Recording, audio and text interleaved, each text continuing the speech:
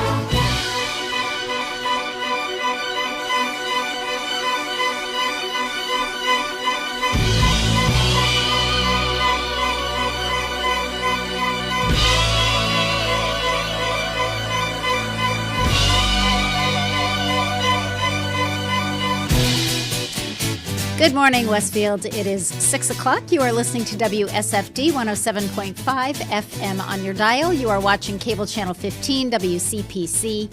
My name is Tina Gorman. I am your Wake Up Wednesday host, and I am in the studio this morning with the chairman of the board and our chief engineer, Pete Coles. Good morning, Pete. Good morning. Who is sandwichless this morning. Yeah. Unbelievable state of affairs. It is an unbelievable state of affairs. Pete and I were discussing off air. We stopped at we can do it on air too. It doesn't bother me. A local eatery this morning, yes. which to get a breakfast sandwich and an closed. Employee was there. The employee was there. Good for the employee, by the way. He was nice enough to walk up to us at the drive-thru, so we didn't wait there forever. Mm-hmm. Because and saying, no manager. Yeah, restaurant's closed. Management did not show up. Yep. So he can't get in because he doesn't have keys. Yeah, exactly. Obviously. Yeah. And so there's no restaurant because I'm sure they have to open the registers and things like that. Sure. Yeah, absolutely. Yeah. So there you have it. So the North Elm McDonald's is closed. I'm going to call them out. Yeah. Yeah. Hey, you know what? And this is unfortunately, this is where they get a lot of their business because everybody's coming off the pike to their jobs and whatever, and they're going to miss out on a lot of revenue this morning. Yep. All of those coffees and iced coffees and all that good stuff. Breakfast. Yeah. And breakfast, breakfast sandwiches. And yeah. Oh, well, there you go. Oh, that kind of stinks. So we secured a deal with the Scouts of America, Scouting America. Okay. And the truck is going to be at Camp Moses, not today, but the next 3 Wednesdays after the shows. Okay. And we're going to be assisting scouts. And we're going to do some shows up there. We're taping some shows. Okay. We're assisting scouting and getting their communications badges. Oh, that's wonderful. I think that's great. Where is Camp Moses? Where is that? I've never heard of it. It's out heading down towards Otis. So I think it's in Russell. Okay. Yeah, it's not too far. I mean, it's only about a 20-minute drive from downtown. But And do we know how many campers are participating in this, Pete? Do you have any idea or no? Not sure, but I think the campus, this is when they're there for their summer camp. Yep. So it's probably full. Yeah. Yep. Mm-hmm. Great. So do you have sort of a plan on how you're going to do this? I think they have a plan. They have a plan. Okay. The guys that do the scouting podcast. Okay. Are kind of organizing it, and Great. They're working on getting me crew, and staff are going to help set up, and so I'm getting the truck there and then answering questions as we go, type thing. So okay. And you're doing this when? This week? Next week? For next 3 Wednesdays. The next 3 Wednesdays. Okay. So after we're done with the shows in the morning, I will head up. Nice. And I think Kenny might be doing one of them. I got to let him know about that. Yes, by the way, Ken. And the weather's finally improving, so they may pave the lot. Well, I'm thinking, So Pete, I love that. You sent us an email yesterday or the day before saying it's a mud bowl out here. It was. Yeah, I believe it. It's dry now. So it is dry. Take a look yeah. out there. No, it's it looks dry. very nice. It's nice and flat. I don't see any holes anymore. They've filled all those in. I saw where the ponding happened. Okay. But that's about where it happened before, so they changed it a little bit. Okay. All right. Well, they were able to see it as well. Here we have some torrential rain. So. Yes. All good. All right. So, Pete, we have to talk about the 4th of July. Yeah. So how did it go for you? Well, I can tell you.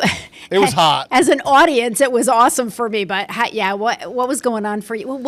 I heard mixed reviews about the number of people. Did you feel the field was fairly full? It was full. Okay. Yeah. Okay. Good. Yep. The field was fairly full. Yep. People came late. Yeah. So poor Corey, the Knightsman Band, were staring into the sun, and they played their first set, and there wasn't a ton of people there. Yeah. Poor Kenny, I thought he was going to pass out. Oh. It was bad. Yeah. So I brought a cooler full of water, and then I brought one electrolyte drink because I figured I need one during the day, even just in and out type of thing. Yep. And so he looked peaked. He was in with us in the air conditioning, and Jay was in his truck in the air conditioning. And I said, you need to drink this now. And, oh, no, I'll be fine. I said, just shut up and do what I tell you to do. Mm-hmm. Drink it. My wife brought more, and he drank a second one. Yeah. And he finally started to feel better, but he good. looked like he was pretty peaked. Yeah. Yeah, I know you had said that when I texted.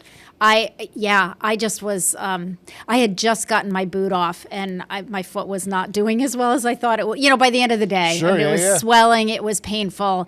And my concern was I had no idea where I would be able to park. And I thought, my original thought was I was going to text Jimmy Adams and say, can I park, in your parking lot?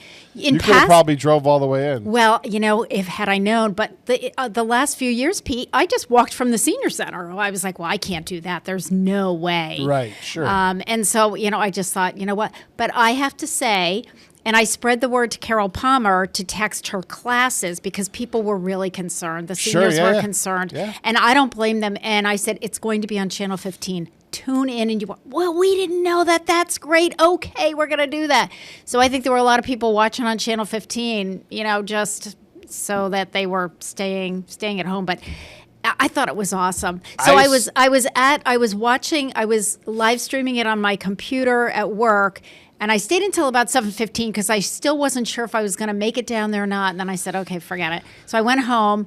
9 o'clock, I said to my family, okay, I'm upstairs on the computer. I got to watch the fireworks. And it was fabulous. It was so good, and the music, it was awesome. Yeah, so nobody heard the music except for you guys. Because really? It wasn't put out over the... I had asked Pete Miller to say, should I play music? Because I was going to put it backfeed it to Jay. Yeah. And Jay's like, we're going to be tearing down the stage. And then Pete never got back to me, so I just put that was on the radio and on Channel 15. Well, it was fabulous on live streaming it. It was awesome. The music was great. It was synced right in there. It was just fantastic. Yeah, I got lucky. Yeah, you I did. picked music that I thought would go well with fireworks. It was fabulous, and it ended exactly at the right time. I know, I got lucky with that. I was just I'm like, just saying. Well, I got to tell you. I knew I'd end with Stars and Stripes Forever. Well, you know what, Pete? But it was at the exact moment that it was done. The song was done, and I just thought that couldn't have been Pete. This must have been some kind of pre-programmed something. That was me. Well, that was awesome. I got to tell you, that was awesome. And I was cutting songs like... kind of when I needed to cut songs and stuff like that. Yeah, and you did a great job with it. So I never got to see the fireworks directly because I was watching the monitor and listening to the music. Yeah. So I was like, all right. But my original plan was to set up 2 cameras, and then it was so hot. Yeah. I was like, all right, I can do this with just the mass cam. Mm-hmm. And then I had set up, and Jay's like, you need to move because I can hear the generator in the vocal mics. Oh, yes. Yep. So I had to move, but I moved to a better spot. Yeah. Because then I could see the stage. Mm-hmm. And then Brady came, and Jared from the Boys and Girls Club came. Oh, okay. And so Brady's like, we need another camera, and I'll do this, and I'll do that. I'm like, you know what, dude? You knock yourself out. I was just going to say, Brady, I have enough to do this, to get this on the air. Yep. And it's so hot, that's all I'm doing. Yeah. Yeah. Just walking to the Sandy cans was hot. Oh, I know. I can't even imagine what it was like inside the Sandy cans. They must have been like a cajillion degrees. They were. Yeah. Yeah. It was an easy bake oven. So warm. Yeah, exactly. But we got through it, and it was over, and I was so happy it was done. Well, and you know what else too, Pete? Because I had Corey and the Knightsman on in the background while I was in my office getting my work done and stuff. And we are going to that's going to be our Channel 15 entertainment for the month of August. We'll do the whatever. Knightsman band. Yep, the Knightsman band. And the fireworks. And the fireworks. They did such a great job. They really did. I was so impressed. I mean, I was watching them on screen and I'm thinking, I know it's like 1,000,000 degrees out there. And from watching them, you would not have known it. Yeah, great feed from Jay for the audio. Yeah, it was just outstanding. He and Kenny did a wonderful job. And you told me that were those somebody's kids that somebody's children that performed though? That's all the family. That's the Bruno family. She was awesome. I gotta get. Those are all Corey and Tony's kids. Okay, because I had left to go make some photocopies. I came back and there was this young woman singing with Corey. It was beautiful. I was like, who is that? Who is that? I have to get her to the senior center because we're doing one of Corey's daughters. And I thought she'd be great for like a breakfast bonus, one of our Friday morning breakfast bonuses. That's the kind of talent that we're looking for, just kind of in the background, kind of, we don't need like a full-on entertainment thing while people are eating breakfast. Yep. So anyway, I will contact Corey about that because she was great. Yeah. So it was good. It was really, so thank you for doing all that. Yeah. I think Corey's youngest has just graduated high school. I think she's just out of high school. Okay. So somebody's going to get a gig. Somebody's getting a gig, and you get paid. We pay. The Friends group pays for that, so it's a paid gig. It's not volunteer. Yeah, so we got through that, good. and then I had Friday off, and then Saturday morning I did the Hampton Ponds Parade with the truck. Oh yes, how And did that go? Well, that went very well actually. Okay. I let Harry loose with a wireless microphone.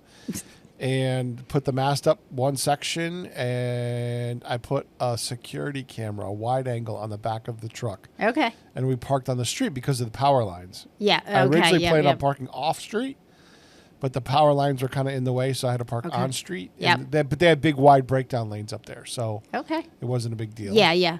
And so we covered that, and scary. then Brady and Harry covered the Wyben Parade in the afternoon. Grace and Charlie both of were those.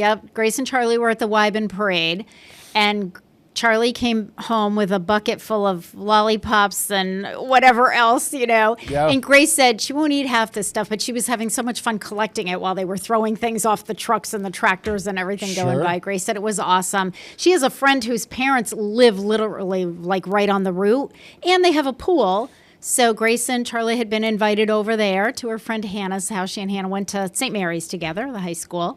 And now they both are moms with their kids. And so, they do a lot of play dates. So Grace said it was wonderful. They were swimming in the back, and then they, walked around to the front yard to watch the parade. And so they had a lot of fun with it. I saw a lot of people over the past couple of days complaining about the 250 and how it wasn't like 1976 and all this stuff. And I'm like, well, obviously you didn't go to the Hampton Ponds or the Wyben Parade because that's what it's all about. Absolutely. It's not necessarily about the fireworks. No, it's just, It was about those local parades that are locally driven and now no government money other than the police department helping out with traffic control and that. But that's what it's all about. I agree, and I love the fact that that Grace was over at her friend Hannah's and her mom and dad's, and Grace said, "Oh yeah, some of the aunts and uncles were over there, and and that's what. And you're right, Pete. That's what it's all about." I saw more families getting towed in hay trailers in this parade. Oh yeah.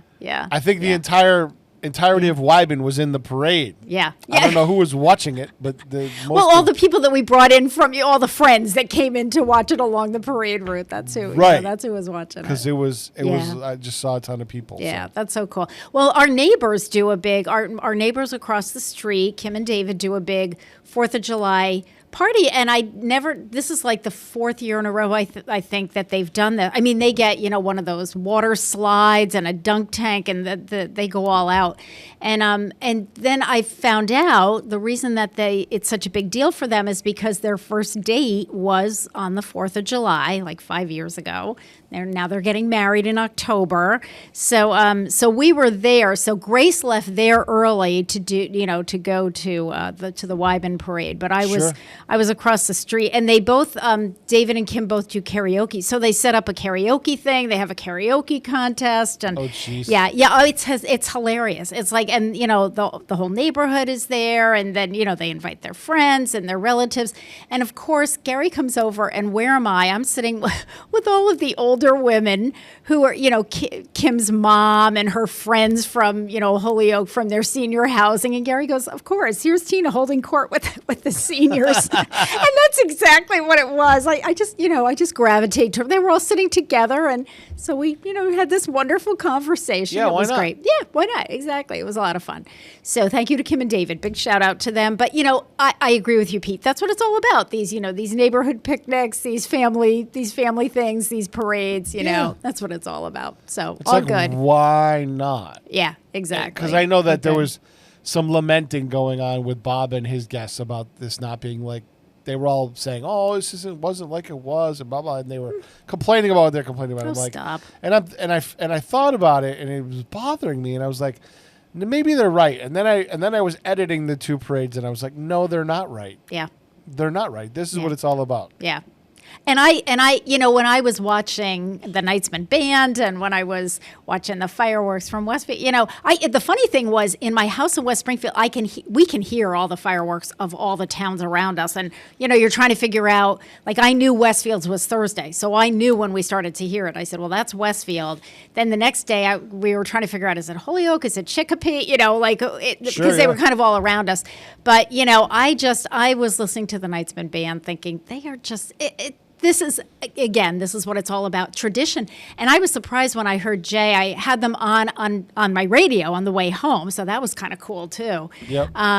But I heard Jay talking. It must have been talking to Corey, and I don't know how many decades they've been doing the fourth. Oh, that was Harry interviewing the mayor, and then Corey was kind of like behind, and you see her looking and realizing there's an interview going on, and trying to bomb out of it, and they both pulled her in. Okay, yeah. I mean, that was, so they've been doing this for a long time. I went back to my news background for that because we didn't have time to edit it, so I literally just took the memory card out of the camera. I shot it during a band break. Okay. Popped it in and literally turned it around, queued it up, aired it. Boom. Yeah. Well, so fun. I am certainly glad that heat wave is, seems to be over, although it's going to be warm again tomorrow. Today, I think is going to be the, sort of the top 10 pick. So 4th of July, we went down to Bristol. Okay. Down to my sister-in-law's house for like a cookout. Okay. And we left because we had to go back to her dad's to help him out. It was just too hot for him to be out. He's 86. Yes, I know. Yeah. And he's like, I took some medicine. Probably not a good idea. Right. And I'm like, yeah, no, we agree with that. Yeah. So we dropped off food and we were driving home, and we were a half an hour ahead of that bad storm that blew through Connecticut. Yep. Had a possible tornado. Yep. But they said they went from being like sunny to like hail. And they said they were grabbing anything that could potentially blow away and running it into the garage. Yeah. Because it was moving so fast. Yep. But they had 3-inch hail down there with that storm. Wow. We didn't get anything like that up by. We got rain, but Terryville, the town, most of the town is still out of power. Wow. Or there was like almost 2 days they were out of power. Okay. Because it blew down almost every tree in town. Wow. I didn't know that. I didn't realize they had gotten hit as hard as they did. Real bad supercell. Okay. Real bad supercell. Well, I had heard that they had like flash floods and stuff in New Jersey and Pennsylvania. I didn't realize that Connecticut got hit as badly as they did. It was a cell that came down from New York State and kind of cut across from like the corner, the three corners. Yep. Through the Berkshires and like down through Bristol and almost down to the coast. It was bad storm. Well, I'm glad you guys got out of there when you did. It was like pure luck. Yeah. Well, and the other thing I love about our neighbors' picnic thing is it starts at like 12:30, but by I would in their case it goes until 9. But honestly, everybody had pretty much left by like 7:30. It was so warm out, and you're done. It's like we've etten, we've gone down the slide, we've done all the stuff, and that's actually kind of nice because the older I get, the more I'm like, all right, we're done here. Time to go inside. Yep. All right, it is 6:18. You are listening to WSFD 107.5 FM on your dial. You are watching cable channel 15. It is the birthday of Steve Lawrence. We'll talk about that when we come back, but in the meantime, let's listen to him singing Go Away Little Girl. We'll be back.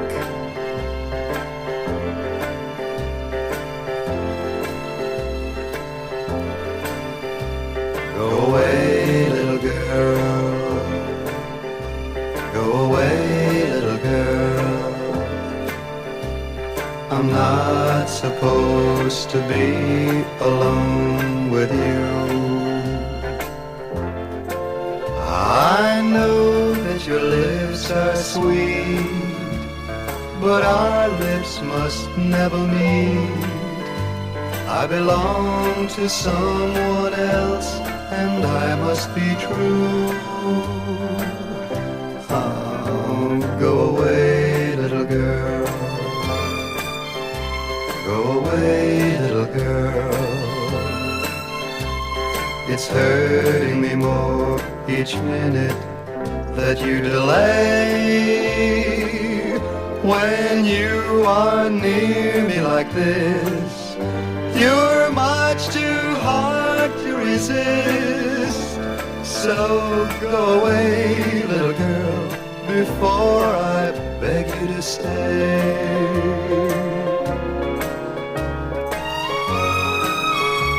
Go away, please don't stay.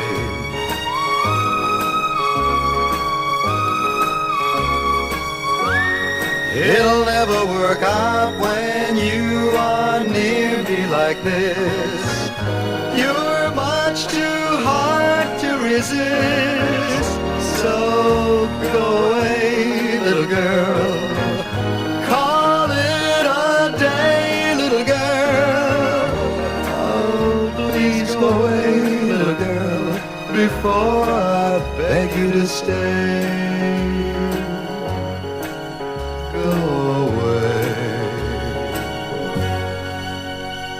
Underwriting for the community programming is provided by the Boys and Girls Club of Greater Westfield, serving the youth of the Whip City and surrounding communities since 1969. For more information on the Great Futures Club for ages 3 to 5, happening weekdays, and the Club Teen Center for ages 11 and older, weekdays from 6:30 till 8 p.m., go online at bcgwestfield.org or visit the club at 28 West Silver Street. The Boys and Girls Club of Greater Westfield. Great futures start here. Listen to me, Michael Buster McMahon, Mondays 8 to 10 a.m. to learn the stories behind your favorite songs. Or don't. I'm not the boss of you. Community Radio. 107.5 FM WSFD. Live from Studio 120 at Westfield Technical Academy, this is WCPC Channel 15 and 107.5 FM WSFD-LP Westfield. Good morning, Westfield. It is 6:21. You are listening to WSFD 107.5 FM on your dial. You are watching Cable Channel 15, WCPC. My name is Tina Gorman. I am your Wake Up Wednesday host, and I'm in the studio this morning with the chairman of the board, Pete Coles. Good morning again, Pete. Good morning. So it is the birthday of the late Steve Lawrence, singer, actor, born on this day in 1935 in Brooklyn, New York. He died March 7th, 2024 at the age of 88. Steve Lawrence had success on the record charts in the late 50s and the early 1960s with such hits as the one we just heard, Go Away Little Girl, Pretty Blue Eyes, Footsteps, and Party Doll. Much of his musical career centered on nightclubs and the musical stage. Steve Lawrence was also an actor, appearing in guest roles on television shows in every decade since the 1950s, including The Danny Kaye Show, The Carol Burnett Show, The Flip Wilson Show, Murder, She Wrote, Gilmore Girls, and CSI. He served as a panelist on the original What's My Line? In the fall of 1965, Steve Lawrence was briefly the star of a variety show called The Steve Lawrence Show, one of the last television shows in black and white on CBS. Lawrence was best known as a member of the duo with his late wife, Edie Gourmet, who died in 2013. So happy birthday to the late Steve Lawrence. It is also the birthday of the late John Pemberton. John Pemberton was a pharmacist and an inventor. He was born on this day in 1831 in Knoxville, Georgia. He died in 1888 at the age of 57. John Pemberton was the inventor of Coca-Cola. He became a licensed pharmacist in 1850 at the age of 19. Pemberton established a successful wholesale drug business before being drafted into the Army during the Civil War, during which he suffered a painful injury. Pemberton became addicted to the use of morphine for pain, but being a chemist, he decided to discover a cure for his addiction himself. He developed a formula known as Pemberton's French wine coca. He was pressured to create a non-alcoholic version of the drug. A chance occurrence while experimenting with the formula led to the addition of carbonated water, and the resulting taste was so appealing that Pemberton decided to market it as a beverage rather than a medicine. The name Coca-Cola was coined by his business partner and bookkeeper, Frank Mason Robinson. Robinson also hand-painted an oil banner with the curved letters saying Coca-Cola, which remains the company's logo to date. Pemberton died at the age of 57. He and his son Charles were opium addicts and met their untimely deaths due to the same addiction. So happy birthday to the late John Pemberton, inventor of Coca-Cola. And it is also the birthday of the late Alfred Binet, child psychologist, and anybody who's, majored in psych is going to recognize the name Alfred Binet. He was born on this day, July 8th, 1857 in Nice, France. He died at the age of 54 in 1911. Alfred Binet was a French psychologist who invented the first practical IQ test, the Binet-Simon test. Although trained in abnormal psychology, Binet never ceased to be interested in the psychology and development of intelligence and individual differences. In 1899, he devised a series of tests to study intellectual development in his daughters. So they were his guinea pigs, his two daughters. 2 years later, in collaboration with Theodore Simon, his scale for measuring intelligence was widely adopted. In 1908, the American psychologist Louis M. Terman revised it, the Stanford revision. It's called the Stanford-Binet revision. Binet himself improved his own test both in 1908 and then again in 1911. So happy birthday to the late Alfred Binet, inventor of the IQ test. So there you have it. All right. If you are just joining us, my guest second hour is going to be Susanna Adams, and Susanna I believe she's a volunteer at the farmers market. So we're going to be talking all things farmers market second hour. So I'll save all my information on that. But let's talk a little bit about what's happening. There's a lot of stuff happening in Westfield. Of course, we are now into the throes of, the summer season. So let's talk a little bit about Stanley Park. So first of all, children's programming, the Friday morning summer series at Stanley Park begins this Friday morning, July 10th. They're going to be doing rock painting and scavenger hunt. So join us for a fun, hands-on morning at Stanley Park to kick off our Friday Mornings for Children series. Children are invited to paint their own rock and help create Stanley the Rock Snake, who will guard the totem pole in our brand new rock garden. This special area will be a dedicated spot to leave beautifully painted rocks for others to enjoy. Each child may paint one rock and choose to take it home or add it to the rock garden as part of the Growing Park feature, a creative, family-friendly way to leave a little joy behind at the park.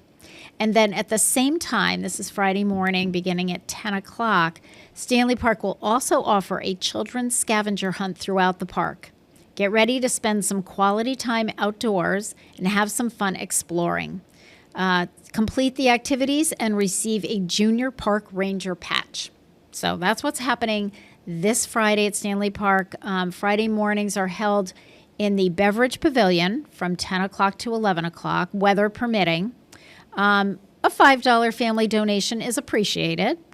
Chairs are provided. Blankets are welcome if you want to bring your own blanket. And you can always check out everything going on at Stanley Park on their website, which is www.stanleypark.org. And they also have a Facebook page. So that's what's happening at the park on Friday morning for children. And of course, Sunday night, it's the Sunday night concert series presented by Westfield Bank. They are held in the Beverage Pavilion, begin at 6 o'clock, and have a suggested donation of $5 per person. Chairs are provided, and food service is available starting at 5 o'clock from the Bubble Mug Cafe at the Pottery Cellar. I highly recommend the food. It's delicious and wonderful. Again, the information is on the Stanley Park website or their Facebook page. So this Sunday at Stanley Park, which is July 12th, the band is Cobblestone Road. Cobblestone Road is a dynamic country band based in Tolland, Connecticut, known for delivering high-energy performances and playing all the hits that keep audiences on their feet.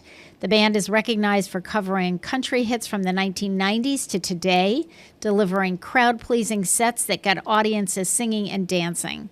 As one of Connecticut's most popular country acts, Cobblestone Road has built a loyal fan base throughout the region, regularly performing at local venues and community events. So that's this Sunday. Again, the music actually starts at 6 o'clock.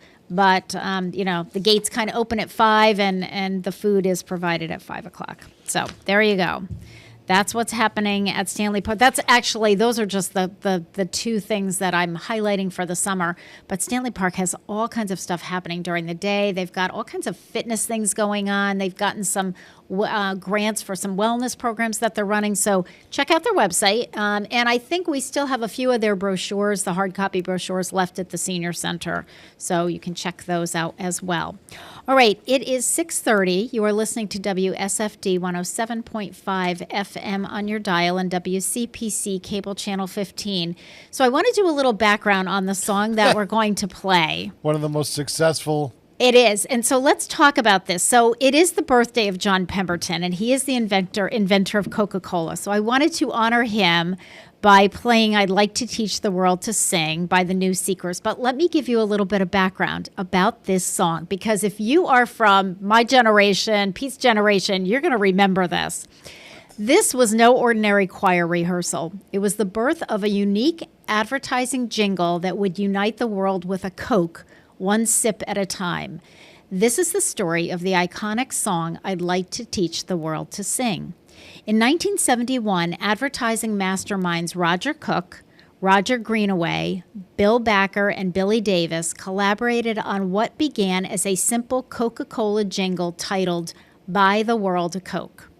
What started as a commercial endeavor transformed into a cultural phenomenon. Their art would transcend advertising to become a powerful anthem about unity and peace, resonating with the vibe of the era. The commercial Hilltop featured a diverse group of young people singing about global harmony.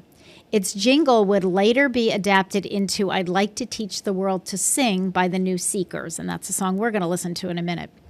The song achieved remarkable international success.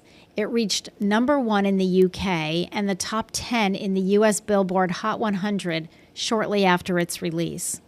During the turbulent era of the Vietnam War, Coca-Cola's I'd Like to Teach the World to Sing offered a message of hope and unity, a stark contrast to the daily images of conflict and social unrest. The song would become an anthem of optimism with its utopian vision of global harmony. It resonated deeply with a young global audience. The song was able to give hope to the yearnings and tensions of its time. And it was so funny, Pete, to go back and watch the commercial, just like watch the 1-minute Coca-Cola version of this. But we are going to listen to I'd Like to Teach the World to Sing in honor of the birthday of John Pemberton, inventor of Coca-Cola. Here are the New Seekers. We'll be back. I'd like to build the world a home and furnish it with love. Grow apple trees and honey bees and snow white turtle doves. I'd like to teach the world to sing in perfect harmony. I'd like to hold it in my arms and keep it company. I'd like to see the world for once all standing hand in hand and hear them echo through the hills for peace throughout the land. That's the song I hear. Let the world sing today. Oh,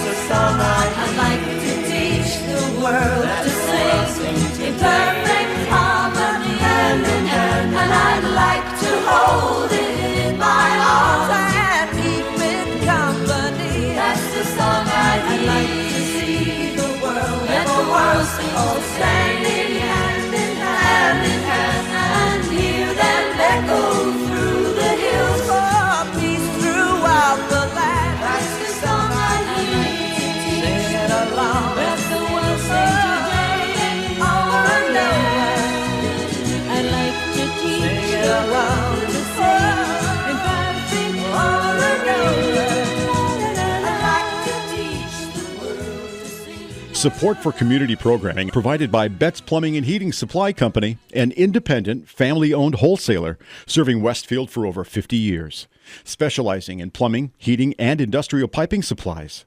Visit bettsplumbing.com or 14 Coleman Avenue, Westfield. Public welcome. Join us the second Wednesday of every month for Joe Didi's take on, well, everything. Listen to The Joe Didi Show, second Wednesday of every month at 8 a.m. 107.5 FM WSFD. Live from Studio 120 at Westfield Technical Academy, this is WCPC Channel 15 and 107.5 FM WSFD-LP Westfield. Good morning, Westfield. It is 6:35. You are listening to WSFD 107.5 FM on your dial. You are watching Cable Channel 15 WCPC.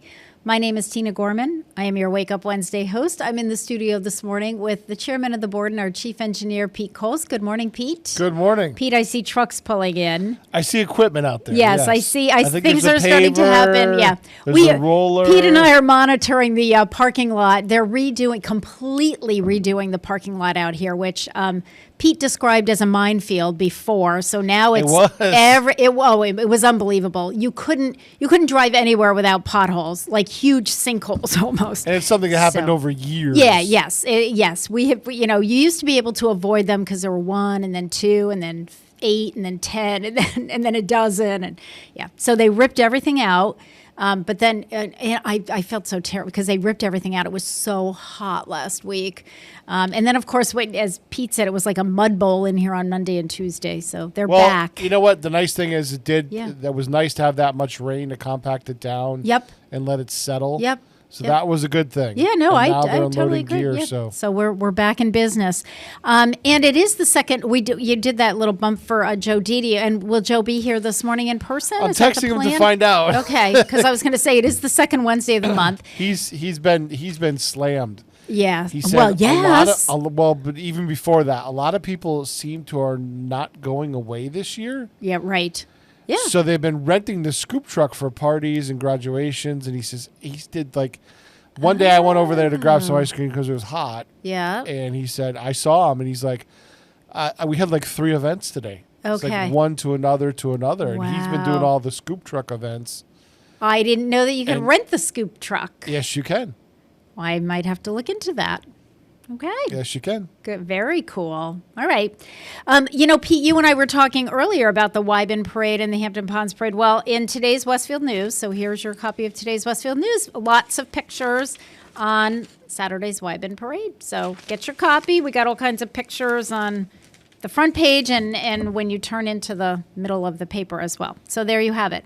All right. So we have some more birthdays. We got a lot of people that were born on July 8th. Rafi Kavukian, children's singer and author, usually just goes by Rafi. I didn't even know he had a last name. I figured he was like Cher. There's no last name. Rafi. He was born, right? He was born on this day in 1948 in Cairo, Egypt. He is 78 years old, one of the leading lights in children's music. I'm such a Rafi fan. Rafi is virtually synonymous with a light, playful style of song and storytelling. Born in Egypt and raised in Canada. I thought he was Canadian because I've only known that he lived in Canada, but I didn't realize he was actually born in Egypt. Rafi initially launched his musical career in Toronto as a folk singer-songwriter through the late 1970s. He found his greatest success when he redirected his performances and recordings toward children. In the ensuing decades, Rafi would go on to revolutionize children's music, starting his own label and becoming both an author and an advocate for ecological awareness in the process. A renowned singer known by his first name alone, Rafi, was a pioneer in quality recordings for children on his independent label Troubadour.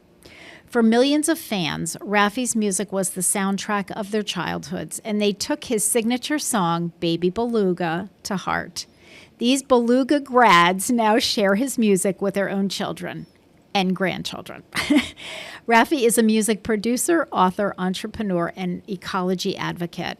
In 2010, he founded the Rafi Foundation for Child Honoring, a global movement that views honoring children as the best way to create sustainable peacemaking cultures. Raffi has received the Order of Canada, the Order of BC, the UN Earth Achievement Award, and 4 honorary degrees. In a career spanning 4 decades, Raffi has refused all commercial endorsement offers and has never taken part in advertising to children. He is a passionate supporter of a commercial-free childhood, and in 2006 was awarded the Fred Rogers Integrity Award for his work.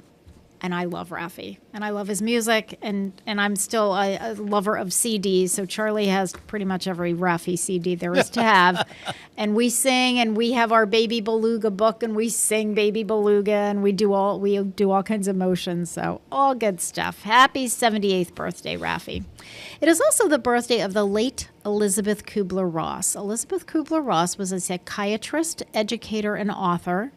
Born on this day in 1926 in Zurich, Switzerland, she died in 2004 at the age of 78.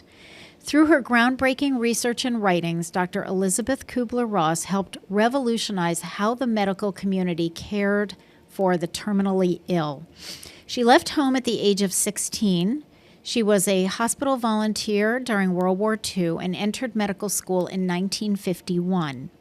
In 1962, Kubler-Ross and her husband moved to Denver, Colorado to teach at the University of Colorado Medical School.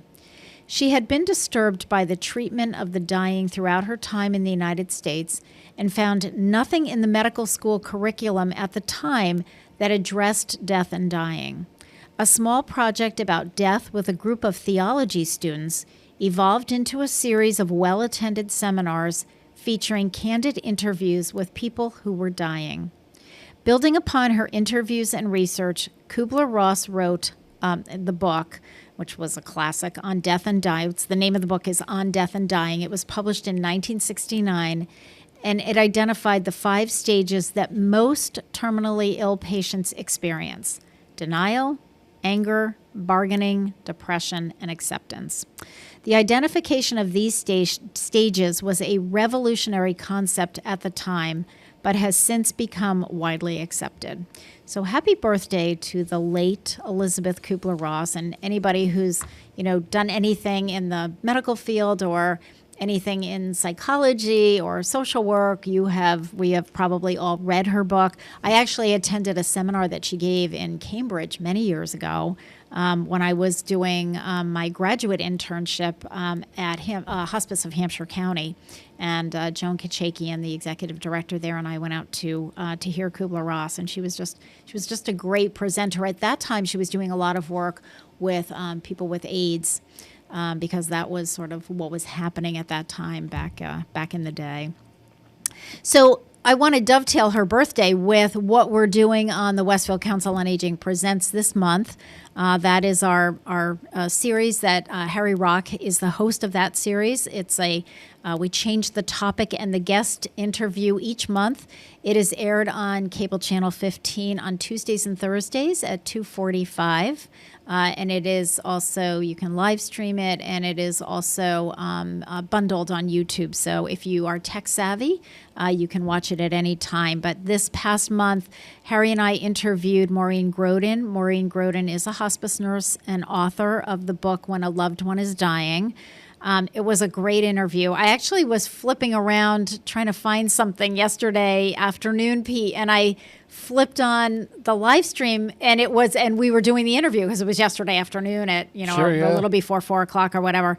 It was just really a great interview. Maureen is just an amazing person. The book is a fantastic book. It's called When a Loved One is Dying. It is very readable. I know it sounds like it's a heavy textbook. It's not at all. They're actually stories of patients and families that Maureen worked with over the years, with just a few reflections at the end about sort of the point that she was trying to make. They're all short, so the chapters are fairly short, very readable. So I would highly recommend. I feel like everybody should read that book. So we're getting copies for the Senior Center. I think I'm going to order like 3 or 4 copies. So it will be available to borrow if you want to do that. Wow, it's 6:44 already. All right, let's take a break. It is 6:44. You are listening to WSFD 107.5 FM on your dial and WCPC cable channel 15. So in honor of the birthday of Alfred Binet, who was the person who developed the IQ test, the Binet-Stanford IQ test, we're going to listen to, from the soundtrack of The Wizard of Oz, If I Only Had a Brain. We'll be back.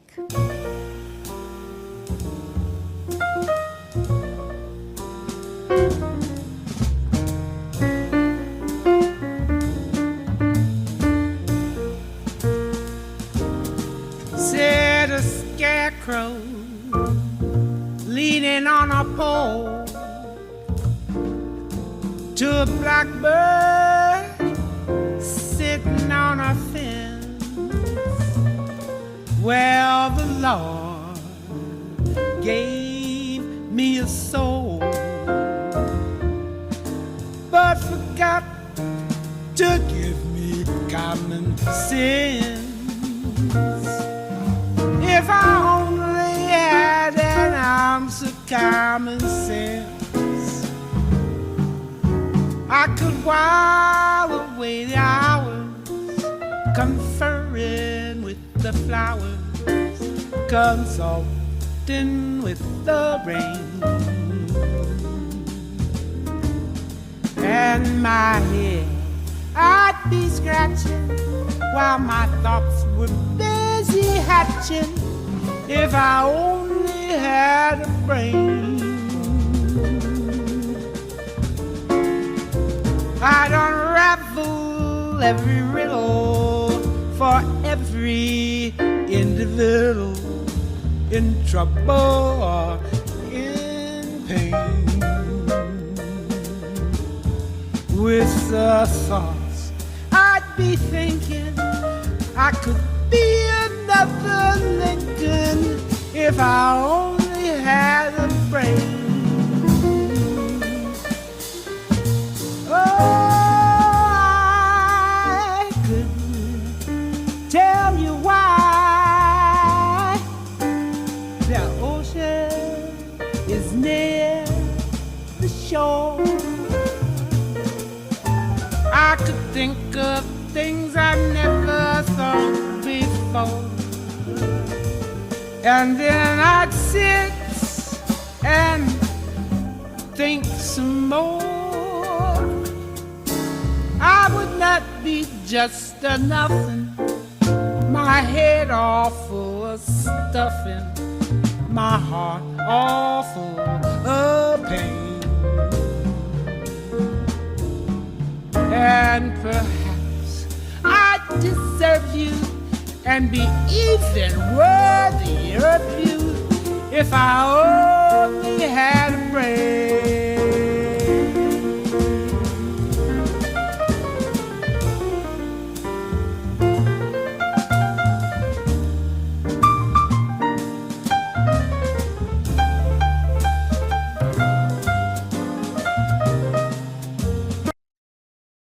Underwriting for the community programming is provided by the Boys and Girls Club of Greater Westfield, serving the youth of the Whip City and surrounding communities since 1969. For more information on the Great Futures Club for ages 3 to 5, happening weekdays, and the Club Teen Center for ages 11 and older, weekdays from 6:30 till 8 p.m., go online at bcgwestfield.org or visit the club at 28 West Silver Street. The Boys and Girls Club of Greater Westfield. Great futures start here. Hi, it's Bob Plass, and I have Wow, It's Tuesday, every Tuesday, 6 to 8. Wow, it's Tuesday. Community Radio. 107.5 FM, WSFD. I did it! Live from Studio 120 at Westfield Technical Academy, this is WCPC Channel 15 and 107.5 FM, WSFD-LP, Westfield. Good morning, Westfield. It is 6:49. You are listening to WSFD 107.5 FM on your dial. You are watching cable channel 15, WCPC.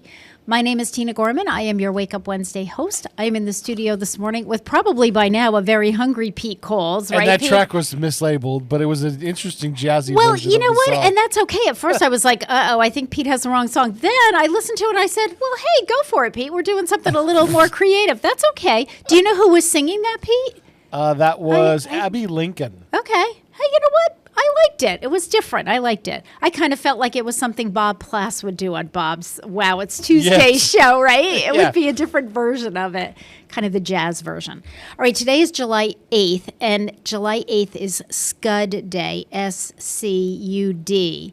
So open your open invitation to step away from stressful conflicts, toxic gossip, and overwhelming news feeds and replace them with pure, lighthearted silliness. Spend the next 24 hours savoring comedy and unplugging from drama.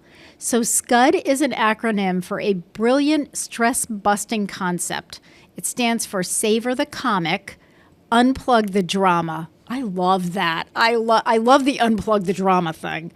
It makes sense that Scud Day is a day all about mental health, mindfulness, and the medical benefits of laughter, which we've talked about on this show before many times. After all, life is too important to ever be taken seriously. Today, we turn down the drama and dial up the comedy. Choosing to be intentionally silly on any given day works wonders for your physical and mental health. In fact, there is psychological data backing up why taking time to laugh is beneficial to your overall health. The Mayo Clinic notes that a deep, hearty laugh induces immediate positive physical changes to your body.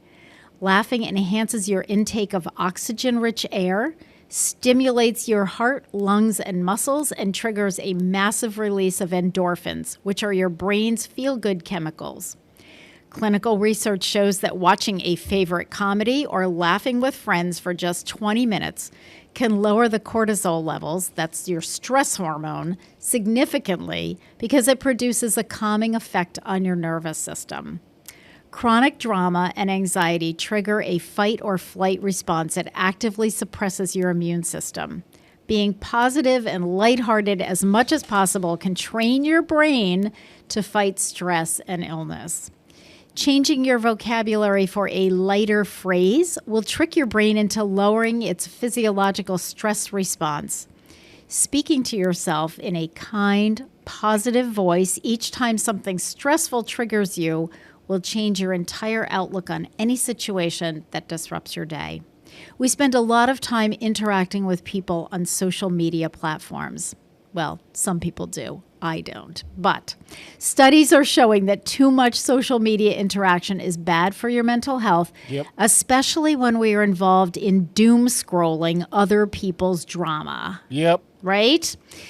And that term doom scrolling, 15 years ago, you never even heard of it. But, people do. I've used it in my household. There you go. Intentionally stepping away from your device and avoiding comment sections for 24 hours allows your brain to refocus away from unnecessary stress that sneaks into our minds.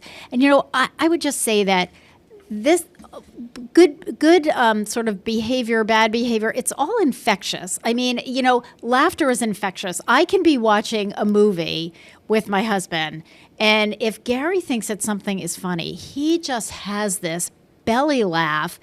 And I may not take it exactly the same way, but eventually I just start laughing at him, laughing at whatever he's listening to or watching because, and there are times or he'll be listening to something with headphones, so I have no idea what it is, but I start laughing because he is hysterical. He'll be sitting on the chair out on the porch and just laughing, and I'm like, what are you listening to? And he can't even get the words out because he's laughing so hard. That's infectious, but so is negativity. You know what drives me nuts? That can be infectious. Yeah, You're supposed to be watching a TV show together, and your person you're sitting with is on the phone. Yeah, doing this. Yeah, it's drives like me. What? Oh yeah. If you really have to, maybe during commercial break. Sure. Yeah, if you have to check something, or you need to, really you're making important? A plan. You're making a plan. That's my thing. My thing is always like, are you making a plan with someone, or is someone really that important? Exactly? Because if you're not making a plan that requires an immediate response, put it away. Deal with it when you're done watching the movie with me or having the conversation. Important, they call you. But that's my other thing as well. Drives me nuts that people don't even call anymore. No, and they'll text you. Why didn't you respond to my text? I don't know. Couldn't have been that important. Right. Pick up the phone and call me. And sometimes, and Gary said it is easy to get caught up in this because there are times when he'll be texting back and forth with someone. They're trying to, say, get together they're going to go do a cycling ride. Mm-hmm. Well, okay, how about tomorrow morning? Well, I can't do tomorrow morning. Can you do this? Can you do that? They're back and forth. And I said to Gary, are you still back and forth about this? Pick up the phone and call the person, because it's so much faster than texting. Well, that doesn't work for me. My wife is working. I don't have the car. When can you... your mouth moves way faster than your fingers. Absolutely. And, there are times when Gary will say to me, oh, my God, you're right. This is ridiculous. Why am I doing this? I'll call him. And he said, but you get so caught up in the texting back and forth that sometimes you really don't even stop to think about the obvious. Gary said, it's not that I purposely am not doing it. It's like you got caught up in the back and forth, and it's like, really? Well, I'll just call you. Tina, I'm getting excited. They're marking the parking lot. Oh, my goodness. They certainly are. And there's a paver coming in. Oh, yeah, I know. There's all kinds of big stuff happening out there. There was a really big... Looks like they're paving the lanes. Yeah, I agree. Ooh, it is exciting. All right, July... Just make it done, and we may be able to park here this week. I know, that would be so cool. Well, we're doing a best of next week. So for me, in 2 weeks, I'll definitely be able to park here. Yeah. So that'll be fun. All right. July 8th is also National Freezer Pop Day. I mean, it is the time for freezer pops. All right. So in the heat of summer, National Freezer Pop Day brings the sweet chill of relief. On July 8th, grab one of America's favorite ways to cool off with a frozen sweet treat. A freezer pop is a water-based flavored frozen mix. They are also known as freezies or freeze pops. In some ways, it's similar to an ice pop. Most of the content is water, and it is sweetened with sugar. Food coloring and flavor are added to the mix, and it's packed in a plastic tube or a casing and sold. Freezies do not need to be frozen before the sale, unlike a popsicle. Once you have it on a stick, it's got to be frozen. Right. But freeze pops, they're in a tube, so you throw them in the freezer, and that's how they freeze. This makes it easy to make and transport. Hence, the cost is less than that of regular ice pops. Freezies are sold all over the world in different flavors, including orange, lime, grape, banana, mango, and more. They also come in colors matching their flavor. Freeze pop, freezer pop, ice pole, icy pole, sip up, and candy and ice candy are a few names for freezies throughout the world. Frank Epperson is widely credited with the creation of the popsicle, or at least the first version of it. He did this in 1905 when he was a child in San Francisco Bay. The invention, as a lot of inventions are, was accidental. He mixed some sweet soda powder with water, and he left it for the night. In the morning, he discovered it had frozen into a delicious treat to lick on. Pop Ice created the first freeze pops, which is a development of the popsicle. The brand was later acquired by Gel Cert, who took freeze pops into the global stage in 1963. There are different brands all over the world selling freeze pops. Gel Cert, one of the market leaders, started National Freezer Pop Day in 2020 to further boost its brand value and reach. From this, we get a day to enjoy our childhood nostalgia with a cold treat to refresh ourselves on a hot summer's day. From lazy summer days to busy sporting events, these portable treats please even the pickiest crowd. And I can attest to these because I live with a 3-year-old who absolutely loves them. And, so that's a big deal. We make her eat them outside, because they do get a little drippy when she gets to the end of it. But anyway, happy Freezer Pop Day. All right, so lots happening around the Senior Center, lots happening around Westfield, and this, I believe, is a first, at least that I know of, in Westfield. So this just came across my desk. So I'm going to announce this early, and I'll announce it for several weeks in a row. But on Saturday, August 1st, in the Senior Center parking lot, Westfield is doing a Westfield Pet Vaccine Clinic. So it's going to be from 9 in the morning till 1 in the afternoon. All towns are welcome. They are going to be doing rabies vaccines for $10. Distemper parvo combo vaccine will be for free. Lepto vaccine will be $19, and microchips will be $5. Dogs must be on a leash, and cats have to be in carriers. That's for the safety of all involved. This is made possible in part by the City of Westfield, Teddy and Barbara Hebert of Teddy Bear Pools and Spas, and Petco Love.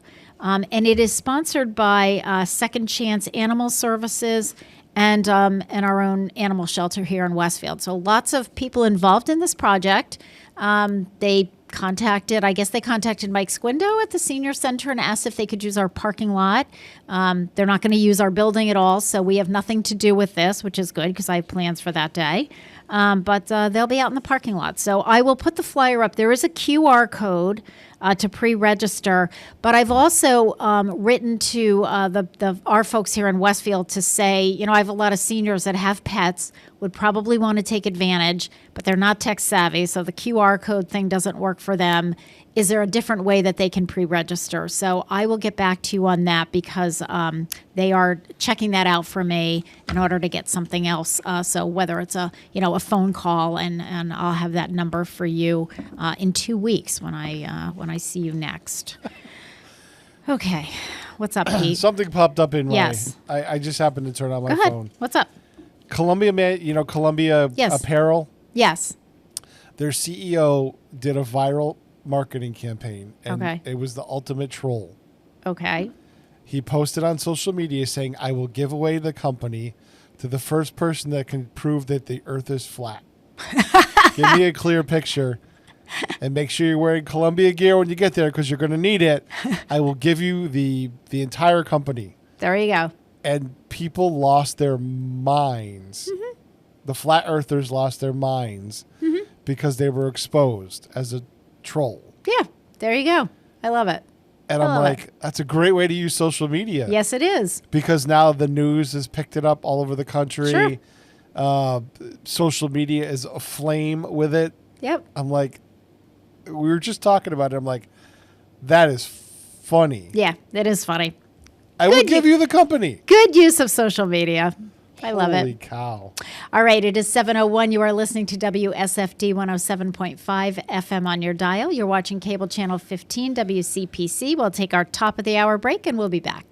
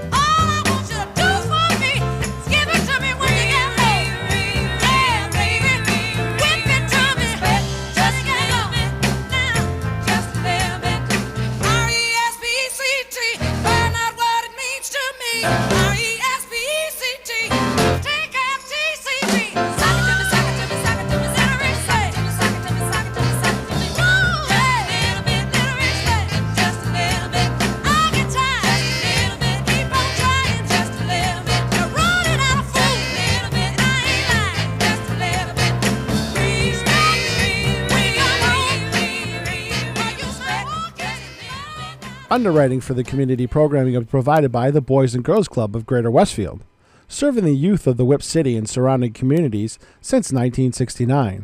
For more information on the Great Futures Club for ages 3 to 5, happening weekdays, and the Club Teen Center for ages 11 and older, weekdays from 6:30 till 8 p.m., go online at bcgwestfield.org or visit the club at 28 West Silver Street. The Boys and Girls Club of Greater Westfield. Great futures start here. Listen to me, Michael Buster McMahon, Mondays 8 to 10 a.m. to learn the stories behind your favorite songs. Or don't. I'm not the boss of you. Community Radio. 107.5 FM WSFD.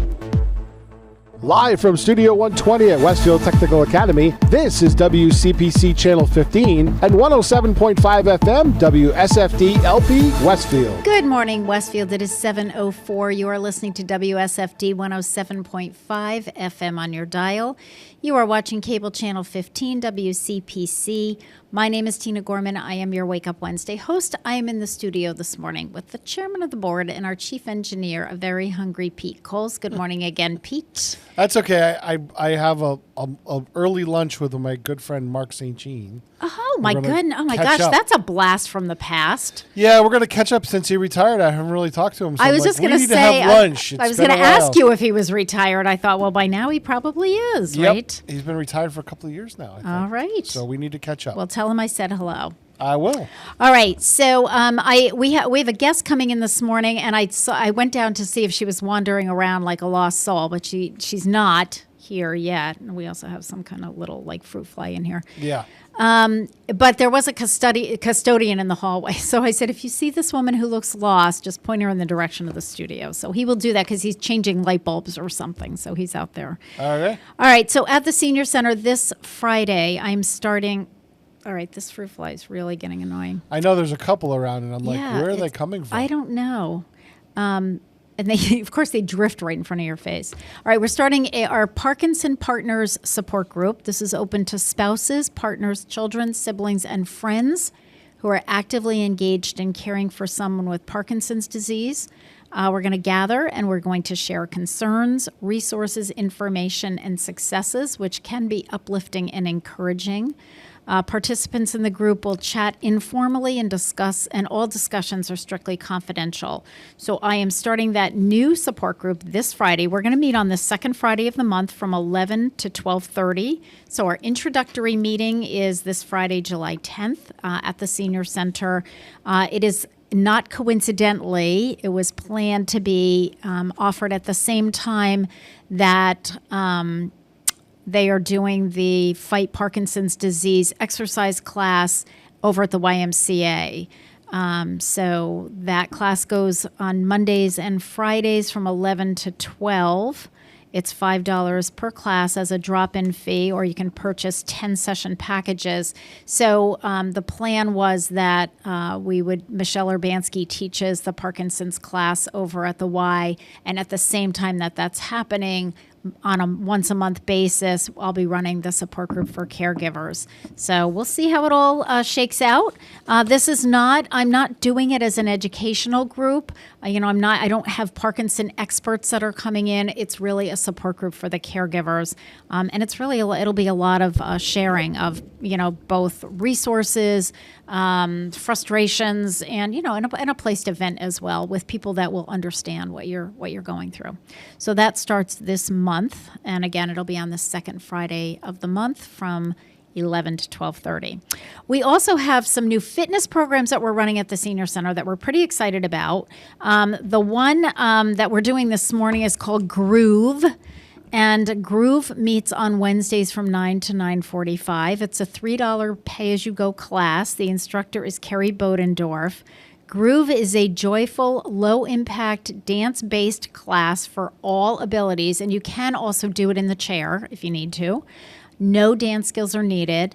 Our front desk receptionist, Sandra Fisher, she went to a Groove session last Wednesday. She said it was absolutely fabulous. So she's on vacation this week, but she said it is great. So she's trying to figure out how, because Mike Squindo was like, hey, if you can get coverage, for the front desk so you can go and do the class and kind of like use your lunch break to do the class. He's like, that's fine. I'm all about that.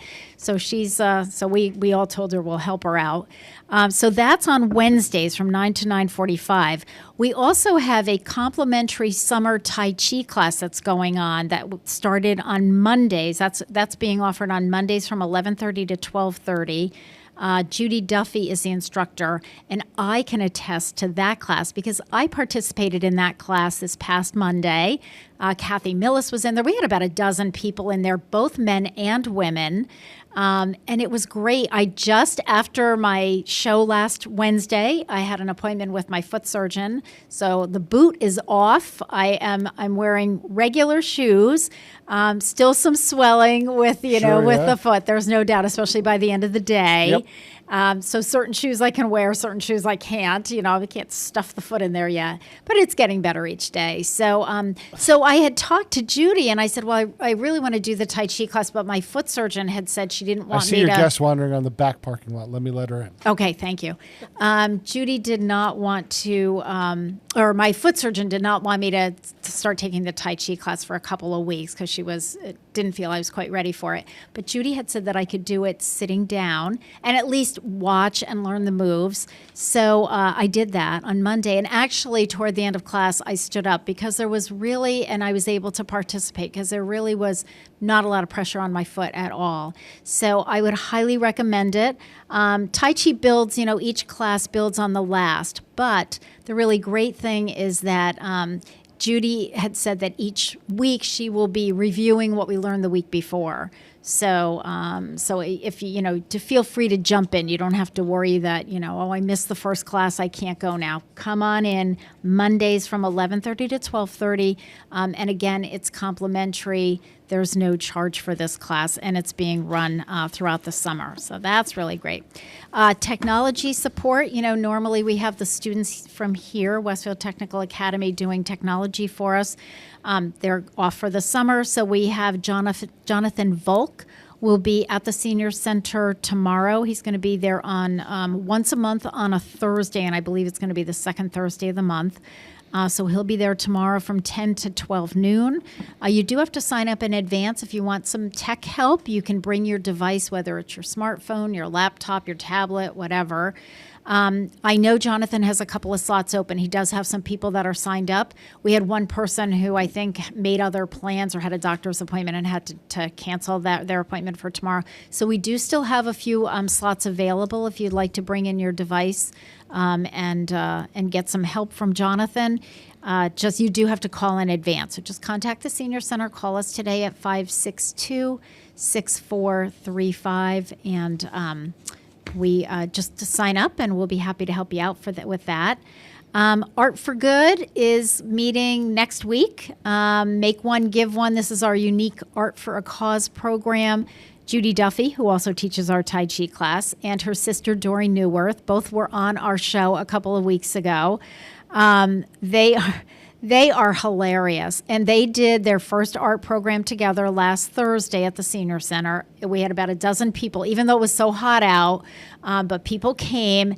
It was fabulous. They did decoupage. They did decorative soaps. They kept some for themselves and some that are going to be sold at the Arts Festival in Agawam in August, and the proceeds for that go to our local food bank. So it was just great. So next Thursday, July 16th is the next class. They're going to paint glasses, wine glasses, or you can bring a glass, if you want to do a juice glass or you want more than one or whatever you want to do. The samples of what the projects are, which we do with our Art Unlimited class as well, are in the front window when you walk into the Senior Center in the lobby. So if you want to see what what they're doing or what the project is all about before you sign up, just check out the window and you can kind of get an idea of what you're going to be doing. So that's pretty exciting. And we'll be talking about we'll talk more about the Pioneer Valley Art Festival, which will be at the end of August. And that's where the Make One, Give One comes into play. We have an indoor dining special this month in July on the 23rd with an ice cream topper. So we're going to be doing pulled pork, mac and cheese, broccoli slaw, and honey cornbread on Thursday, July 23rd. And then we'll have an ice cream treat courtesy of New England Wound Care.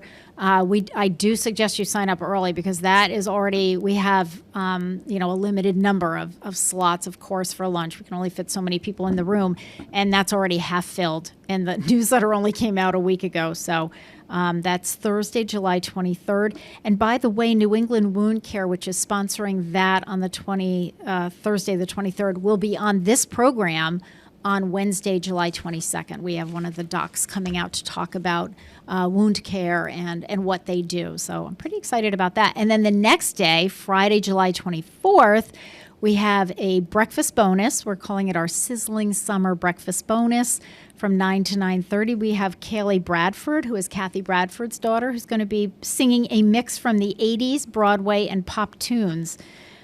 So all of that happening. So those kinds of things, the meals, you need to sign up in advance. So that's why I wanted to make sure. I know it sounds like it's still a few weeks away, but it'll happen. It'll come up fast. So you want to sign up for this, the breakfast bonus. That one too is quickly filling up, and the ice cream topper. So we have kind of posters all over the senior center for that. All right, it is 7:15. You are listening to WSFD 107.5 FM on your dial. You are watching cable channel 15 WCPC. We are going to, because as I mentioned, and my guest is waiting in the wings. Thank you, Pete, for getting her in here. I'm not quite sure where she parked or how she got here, but apparently over by manufacturing. Oh, okay. Well, I guess so that's probably have to walk her out a different way because she's not going to be able to get out the way she came. Right, that's what I'm thinking. But anyway. Yeah. Okay, well, we'll figure that out. But at any rate, but we do have a guest from the Westfield Farmers Market, so we're going to be chatting with her. So to bring her on, and because it is the birthday of Raffi, we're going to listen to him singing the song Naturally. Listen to the lyrics, you'll appreciate it.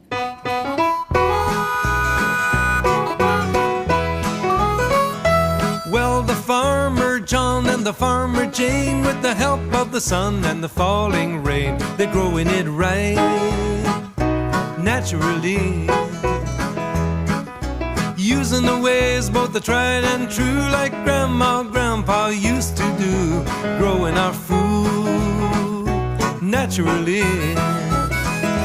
Well, it looks so good and it tastes good too. How do they do what they do? They're growing it right, naturally. They grow the applest apples and the beaniest beans, the yellowest yellows and the greeniest greens, the yummiest yams that you ever did see, and the corniest corn.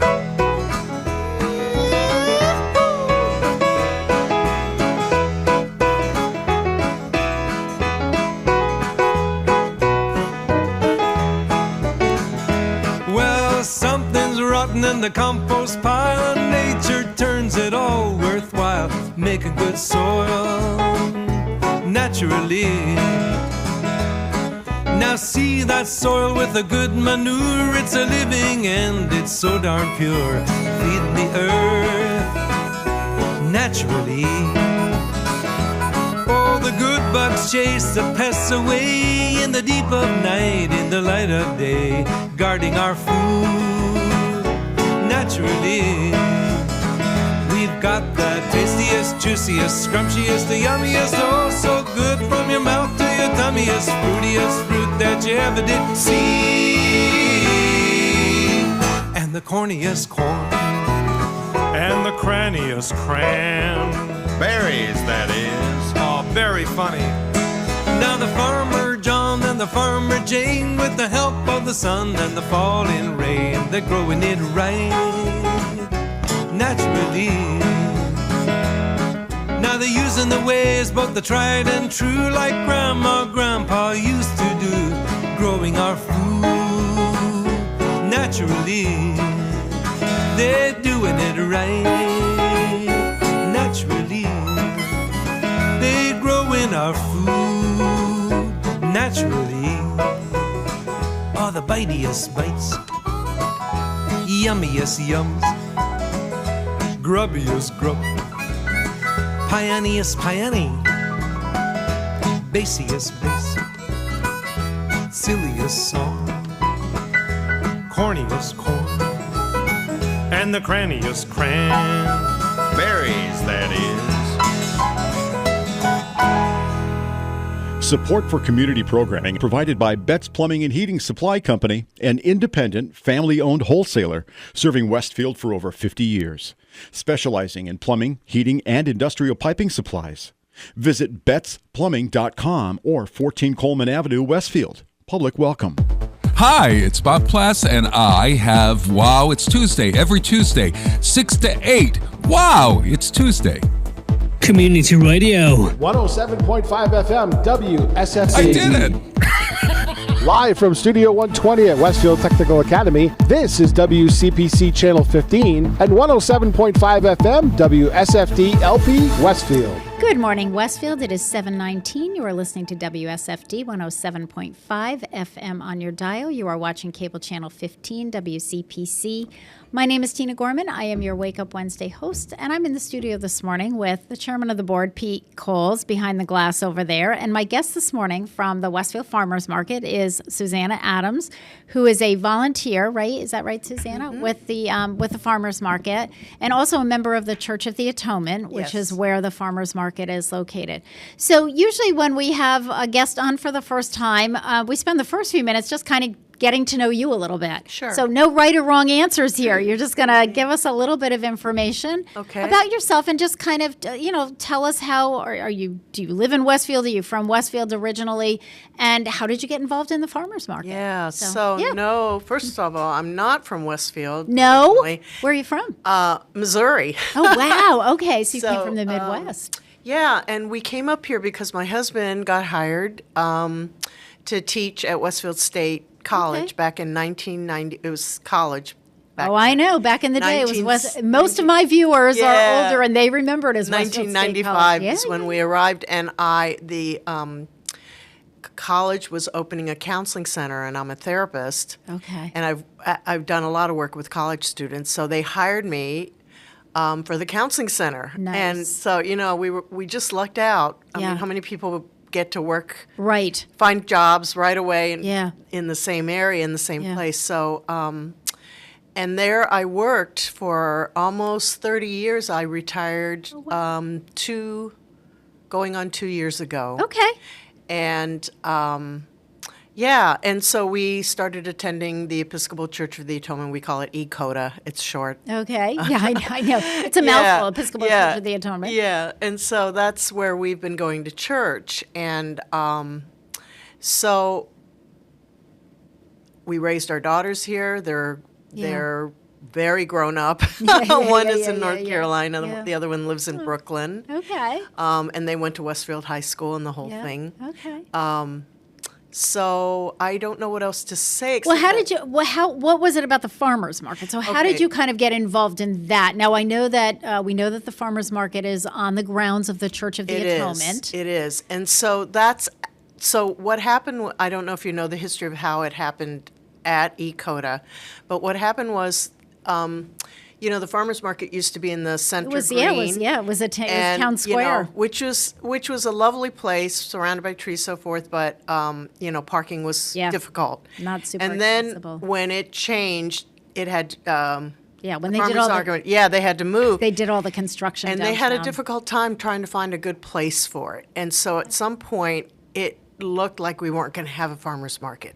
Right. And Debbie Rangio, who is a longtime member of ECOTA, and Peter Langmore, together decided, I think especially Debbie decided, you can't have a town without a farmer's market up here. It's just, you just can't do that. Westfield is a city. I know. It's big enough to have a farmer's market. And so they approached the rector of the church, who was at that time Nancy Stroud, and said, could we offer the front lawn of our church for the farmers market? Because we have parking in the back. Yep.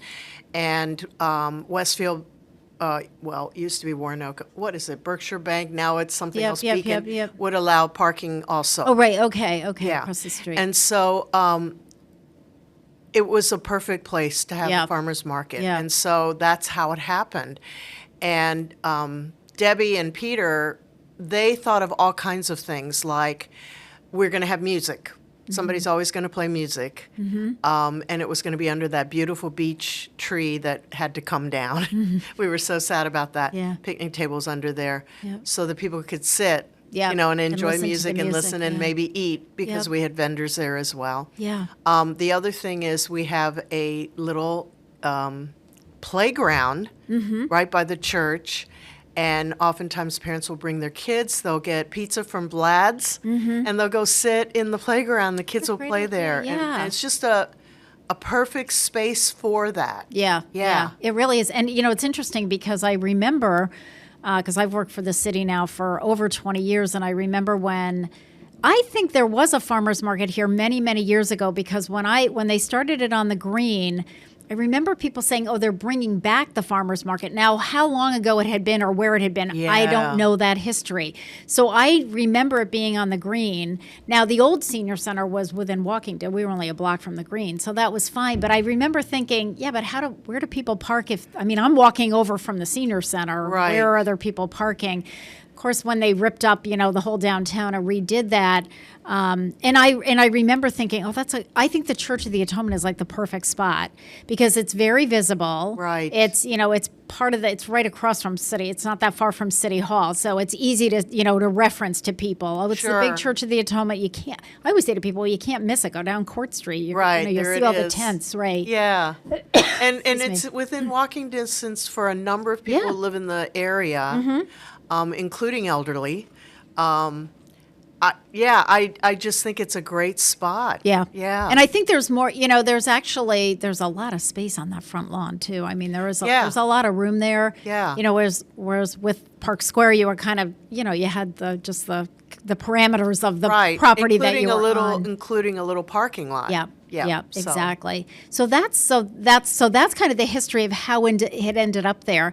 But I think it's interesting because I don't remember. When they had it on the green, I don't think they had music then. So I think that they brought the music in when it came to the Church of the Atonement. Right. So our market is small compared to some, real big, thriving farmers markets. I don't know if Forest Parks, if they have music or not.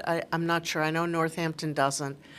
I don't think Amherst does either, but I'm not sure. Okay. But anyway, I don't know who came up with all these great ideas to have music. Yep. The other thing is the church is open, so people can go to the restroom.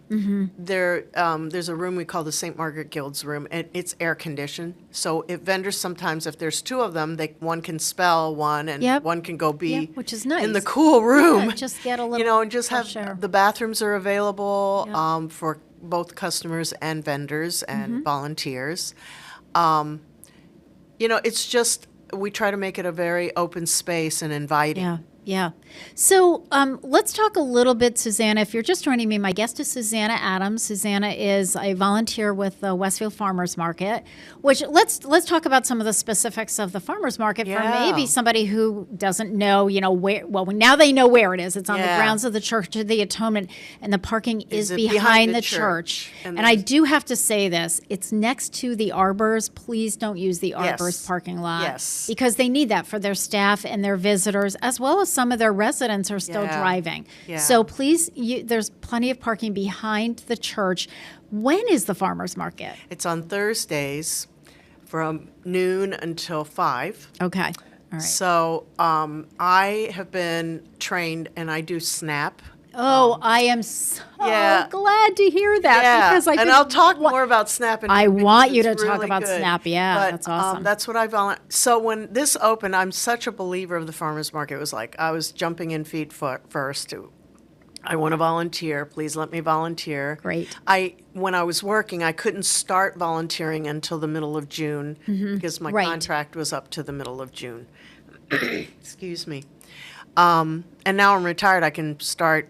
Yeah, you're from there. the beginning. You're there, right? Yeah, and so there's a rota, where volunteers are told, when they're going to be serving, because we're a little tight on people who want to do SNAP. I think they're a little intimidated by the machine and how you mark it and everything. Okay. I pretty much do it every Thursday, except when I'm on vacation. Yep. Okay. And I usually do the second half, so like 2:30 to 5. Okay. And I love it. I don't know how to explain how devoted I am to the farmers market. I believe in every aspect of it. Nice. Our founder, Debbie Ranjo, died a year ago from pancreatic cancer, and it just it threw us for a loop. Yeah. I mean, she was really the heart and soul of the market. Yeah. And we had one other person, and I can't remember the person, who she was only for a year maybe. Okay. And then Lisa Zloty became the market manager. Yeah, I was like, I was trying to figure out who it was. Yeah. And I didn't know who was running it anymore. And I thought, so when I emailed to talk to somebody, I just went to the website. Right. And where it says, contact us, I'm like, okay, well, I don't know who I'm writing to, but here you go. Here's my contact. So she's and eventually it got there. She's a market manager, very, very devoted to the market, oversees. I mean, I feel like it's a full-time job for at least half a year. Yeah, it is.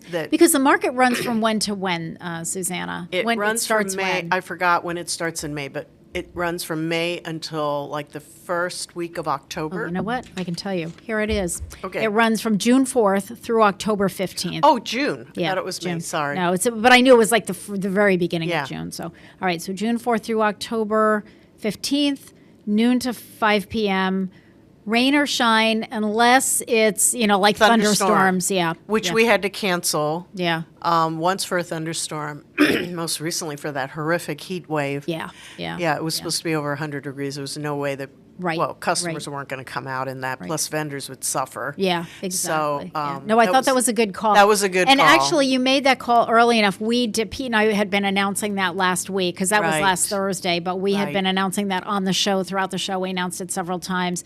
Pete had seen it on Facebook. It had come across my computer, because I'm on the mailing list to get the newsletter weekly. So all good. All right, so it is 7:30. Let's take a break. We're going to regroup. If you're just joining me, my guest is Susanna Adams. Susanna is a volunteer with the Westfield Farmers Market, so we're talking all things farmers market today. We'll talk a little bit about the vendors, and I do absolutely want to get into SNAP and HIP and what those benefits are. I'm super glad I cannot believe that. When I saw that on your list of, you can ask me about SNAP, I thought, oh my gosh, that's great. She knows something about it. Now you run it, so that's awesome. Yeah.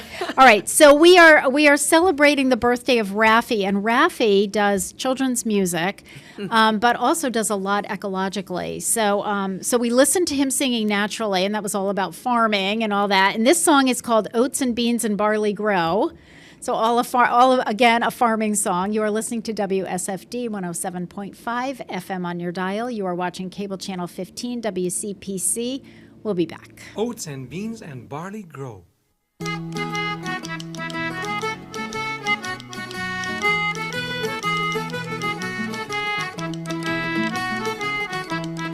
Oats and beans and barley grow, oats and beans and barley grow. You or I or anyone know how oats and beans and barley grow.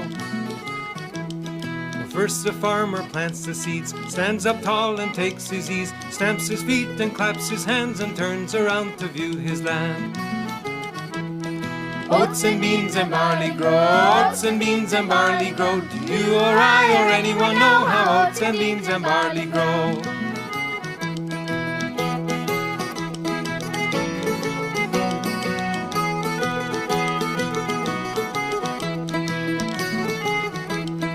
Then the farmer waters the ground, watches the sunshine all around, stamps his feet and claps his hands and turns around to view his land.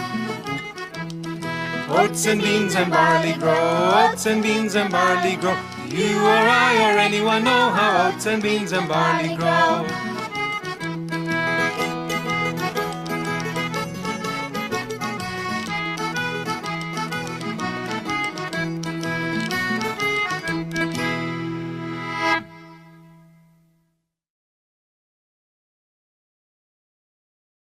Underwriting is brought to you by Boise Cascade Distribution, providing products and services needed for building material dealers, home improvement centers, and industrial customers.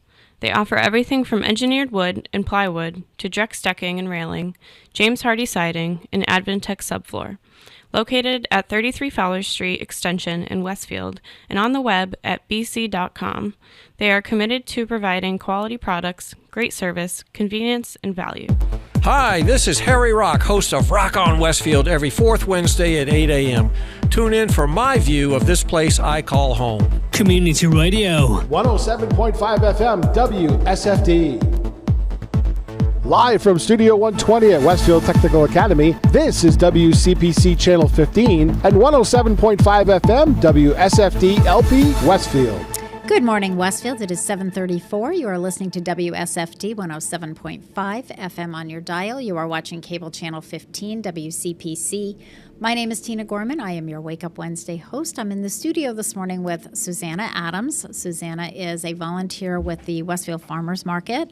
So we're talking all things farmers market this morning. So welcome again, Suzanne. So we've talked a little bit about how the farmers market ended up at the Episcopal Church of the Atonement, which is located right on Court Street. So tell us a little bit about the vendors. So, you know, who are the vendors? You've mentioned a few. You know, we have Vlad's Pizza and we have, but, you know, what are some of the farms and that are represented, and what are some of the things that people could expect to buy at the farmers market? Right. So we try very hard to focus on local produce, food, things like that. So Pignataris is there, of course. There's two other, and I cannot remember their names because they were newer.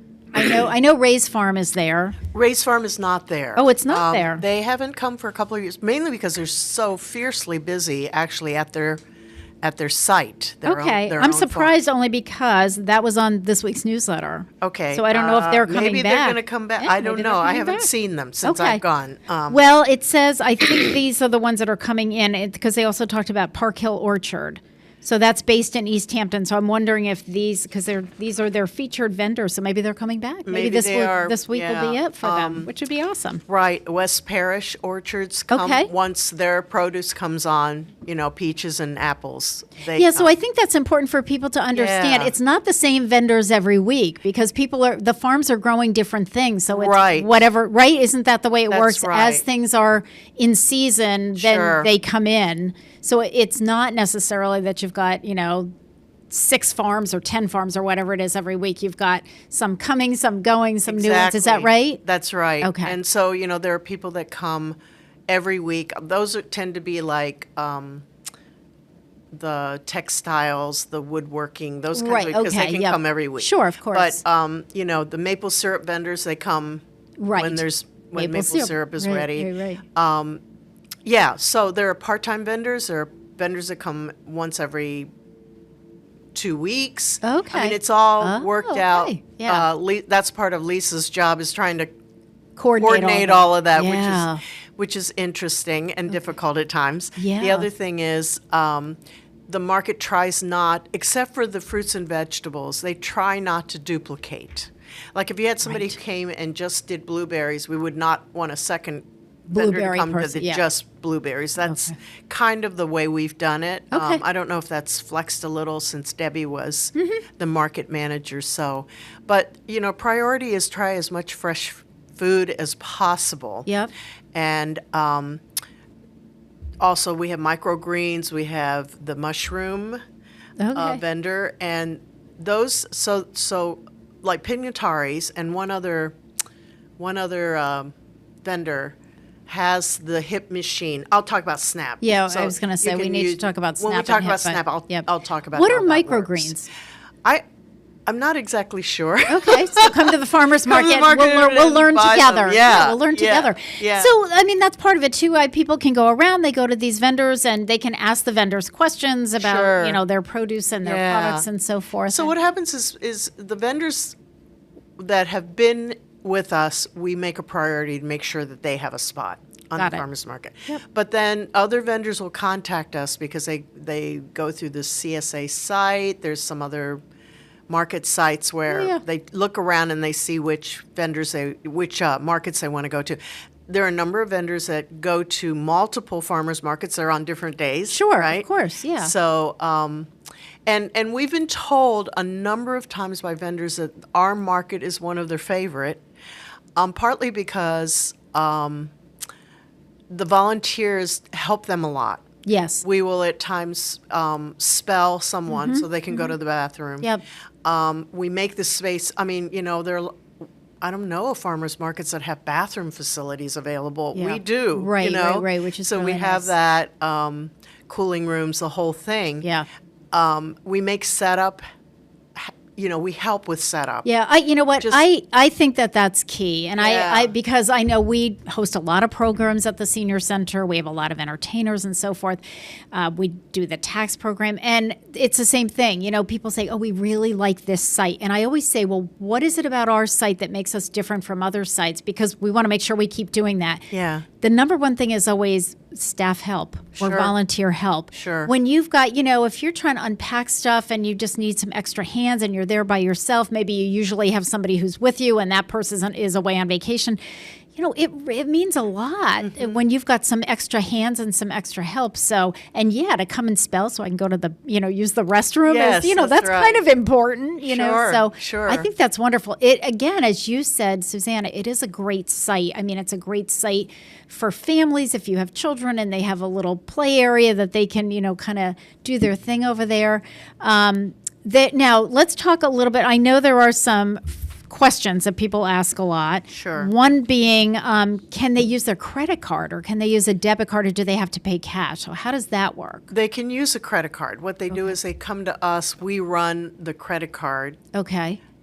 I run the credit card when I'm there. Okay. And then we give them these tokens. Tokens. For their credit card, and then they go and they can purchase. Okay, purchase what they Yeah. want. So is all the purchasing done with tokens then? Or is No, no, it's not. Okay, No, so it's just on a credit card. Tokens are for credit card and for Snap. Okay, all right. And then everything else is cash. Now, I found out last year, which I did not know about the farmers market, that you have gift cards. People can purchase. You can purchase gift cards. You can purchase gift cards. I think in the denomination of $10. Yes, which is really awesome because we do gift card bingo at the senior center Okay. once a month. Yeah. And last summer, I that was the first I knew about it, and I Yeah. said, "Oh my gosh, I'll get some gift cards to the farmers market. They Sure. would love that." So Sure. $10 gift card to the farmers market. Yeah. So we keep referring to SNAP. So Yes. first of all, let me set the stage. SNAP stands for Supplemental Nutritional Assistance Program. It used to be called food stamps. Right. And HIP, HIP, is the Healthy Incentives Program. And so Right. these two are working hand in hand with the farmers market.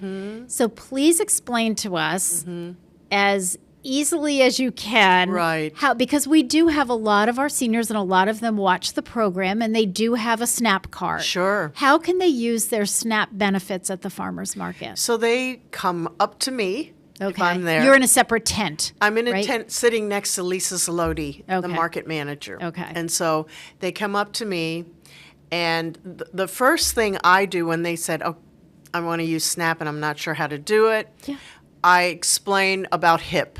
And the reason is HIP is it's free money in addition to what you get for SNAP. Right. And that money does not roll over. You have to use it within the month or you lose it. Okay. And it's used specifically for fruits and vegetables, and it is only can be used at farmers markets or at market stands, not in a grocery store. Right.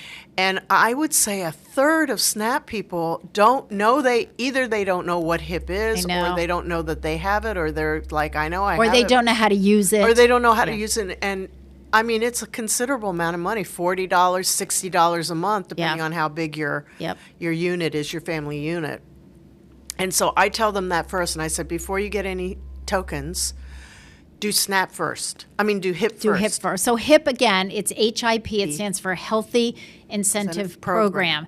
And the reason for that HIP was developed was for people who are getting SNAP benefits or getting food stamp benefits, and it was to encourage them to eat fresh fruits and vegetables. So that's the whole idea behind HIP, and that's why, as you said, Susanna, it can only be used at farmers markets or your local farm stand, because it is a year-round program. Right. If you have farm stands that are open year-round, you can use and the we don't have there. a winter market. Right. But we try to tell people where some winter markets are. Yep. And, you know, Maura Healy is the reason we have HIP. Yep. You know, so. Absolutely. I mean, so so they'll come to you, they have their SNAP card. So then explain how do they marry that with their HIP benefits? How does that work? So with HIP, so they go to the places to go spend, and I said go to those places first because two of them, Pignatari's and one other one, has an actual HIP machine. Okay. There's a little gadgety thing. Okay. And they can run it directly there. And what happens is They get their produce. Let's say it's $20. It gets taken off SNAP, but then it gets put right back on. Okay. The money gets put right back on, and it's HIP. And then they get a little receipt that shows how much money they have left in HIP. Okay. Now, so can you give us an idea of so if I'm a single person and I'm getting SNAP benefits, what am I getting for HIP? Do you know how much I'm getting for HIP? So I used to think it was 20, but it may be 40. Okay. Yeah. All right. Okay. Yeah. So it's at least, and then, so that money comes off your SNAP card, but goes back onto your SNAP card right away? Right. Okay. Because you're using HIP. Because you're using it under HIP. So the microgreens and raspberries also, that vendor has his own HIP device. Okay, nice. But microgreens and mushrooms, they don't have their own HIP device. So what they do is you want to buy that, let's say I want $6 worth of mushrooms. Okay. They make a little slip out. You bring the slip over to me. I run it through my machine. Okay. And then I sign off on it. Yep. So I run it through with their SNAP card. I make it a HIP designation. I sign it, they take the slip back, they get their produce. Okay, all right. Yep. So I think the main thing for people, because it sounds confusing, and it can be, is that Susanna's there or someone is there and to walk you through the process. We are really good explaining. Yeah, and I think it's one of those things where once you're there and it's like, okay, you're going here, you're going to hand this person this thing, you're going to get your produce, and then somebody's walking you through. And I'm sure once you do it once or twice, you get you get the hang of it like that. So. And sometimes Lisa will spell me, and I'll actually walk the person over if they look confused, which I would look confused if I was having this explained to me. I know. So the thing about SNAP is through donations and grants and things, we match. So if you run $15 worth off your SNAP for tokens, we match you up to $15. Wow. So we'll give you $30 amazing. worth of tokens for a $15 swipe. Yeah. Or $10 would be a $10 swipe. Yeah. That's amazing. Yeah, and people are actually really startled when they hear that. They're like, "Really?" And I said, "Yes," and I hand them this big. And so that's in addition to the HIP benefit? Yes. Wow. Yes, we match for Get SNAP. over there, I don't folks. know if That's anyone. I don't know if amazing. any other market does this. They may. Yeah. But I don't know. I know that we do, and I'm very. That's all we're concerned about. How yeah, we doing in we're Westfield? That's fantastic. We love it that we can offer that. That's a big deal, and it is a big deal. There's a number of people when they come for the first time, they're just astonished. Actually, you're giving me $30 worth of tokens? Yes. Yeah. And they don't have to. And I say, you don't have to spend it all at one time. If you realize you don't need 30 worth, just keep it because you just have it for the whole summer. Okay, so those you've got it for tokens the are available. summer. Okay. Yeah, sometimes people hoard tokens. We're like, please don't hoard tokens. Try to use them up over the summer. Yeah, use them. That's the whole idea behind it. We have to make these little wooden tokens and run out. So. Yeah. Wow, that's amazing. Yeah. If you're just joining me, my guest this morning is Susanna Adams. Susanna is a volunteer with the Westfield Farmers Market, which is located on the Church of the Atonement every Thursday from noon to 5 p.m. And you mentioned the grants and so forth. So we've been talking about SNAP benefits, the HIP program, the Healthy Incentive Program. So all of that is kind of like free bonus, money for you to spend at the farmers market. So we really encourage people to do that. I mean, you go to your local grocery store. We're all dropping a lot of money on food these days. Mm-hmm. We've talked about it on this show so many times. I have a dietitian who's on the show, Jen Jafune, is on the show every month, and is always touting, fresh fruits and vegetables. Yes. You just can't beat that. Yes. So please take advantage. All right, we're going to take a short break. It is 7:48. You are listening to WSFD 107.5 FM on your dial. You're watching cable channel 15, WCPC. And in honor of Scud Day, we are going to listen to Randy Newman singing Laugh and Be Happy. We'll be back. I know what's going on here. Ain't no great mystery. Y'all have lost faith in yourselves. As clear as it can be. You can whine all you want to, drown in your misery, or you can listen to me. Listen to me. Laugh and be happy. Don't you ever wear a frown. Don't let the bastards grind you down. Laugh and be happy, it's a simple thing to do. Believe in your dream, and your dream will come true for you. Be a red sun shining in the sky so blue, blackbird singing in the trees. To be a real silver line up there for me and you. Less underneath, less underneath.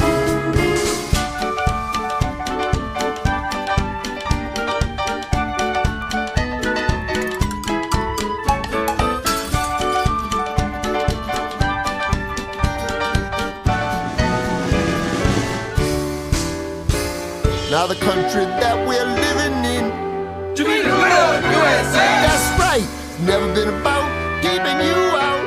It's about inviting you in, letting you play. So laugh and be happy. Smile right in their face. Pretty soon you're gonna take their place.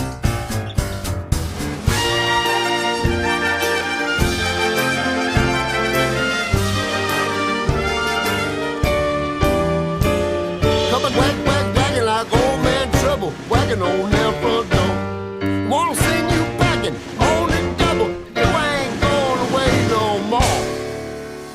Laugh and be happy. Don't you ever wear a frown. Get right back on your feet, whatever they knock you down. Laugh and be happy. Believe me when I say everything is gonna go your way. On top of the world.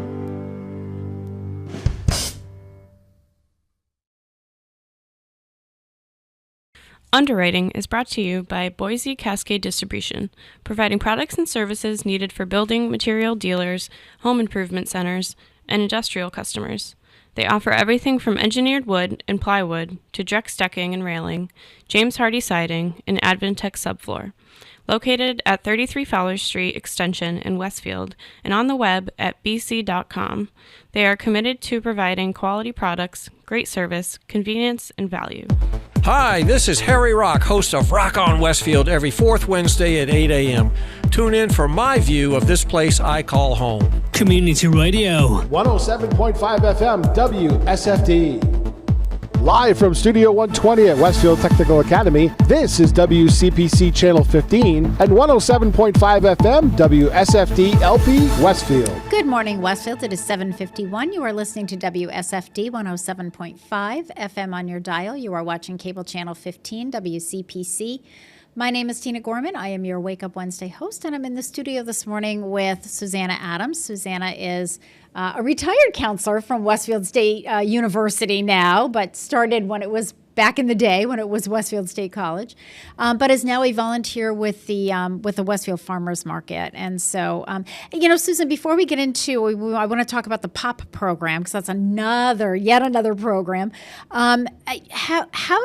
First of all, is the market looking for volunteers, and if so, what are the kinds of things that the volunteers do? Obviously, we know they sometimes spell the vendors, help them to set up. What are the kinds of other things? You're running the SNAP tent over there. I'm one of a few. Yes. Okay.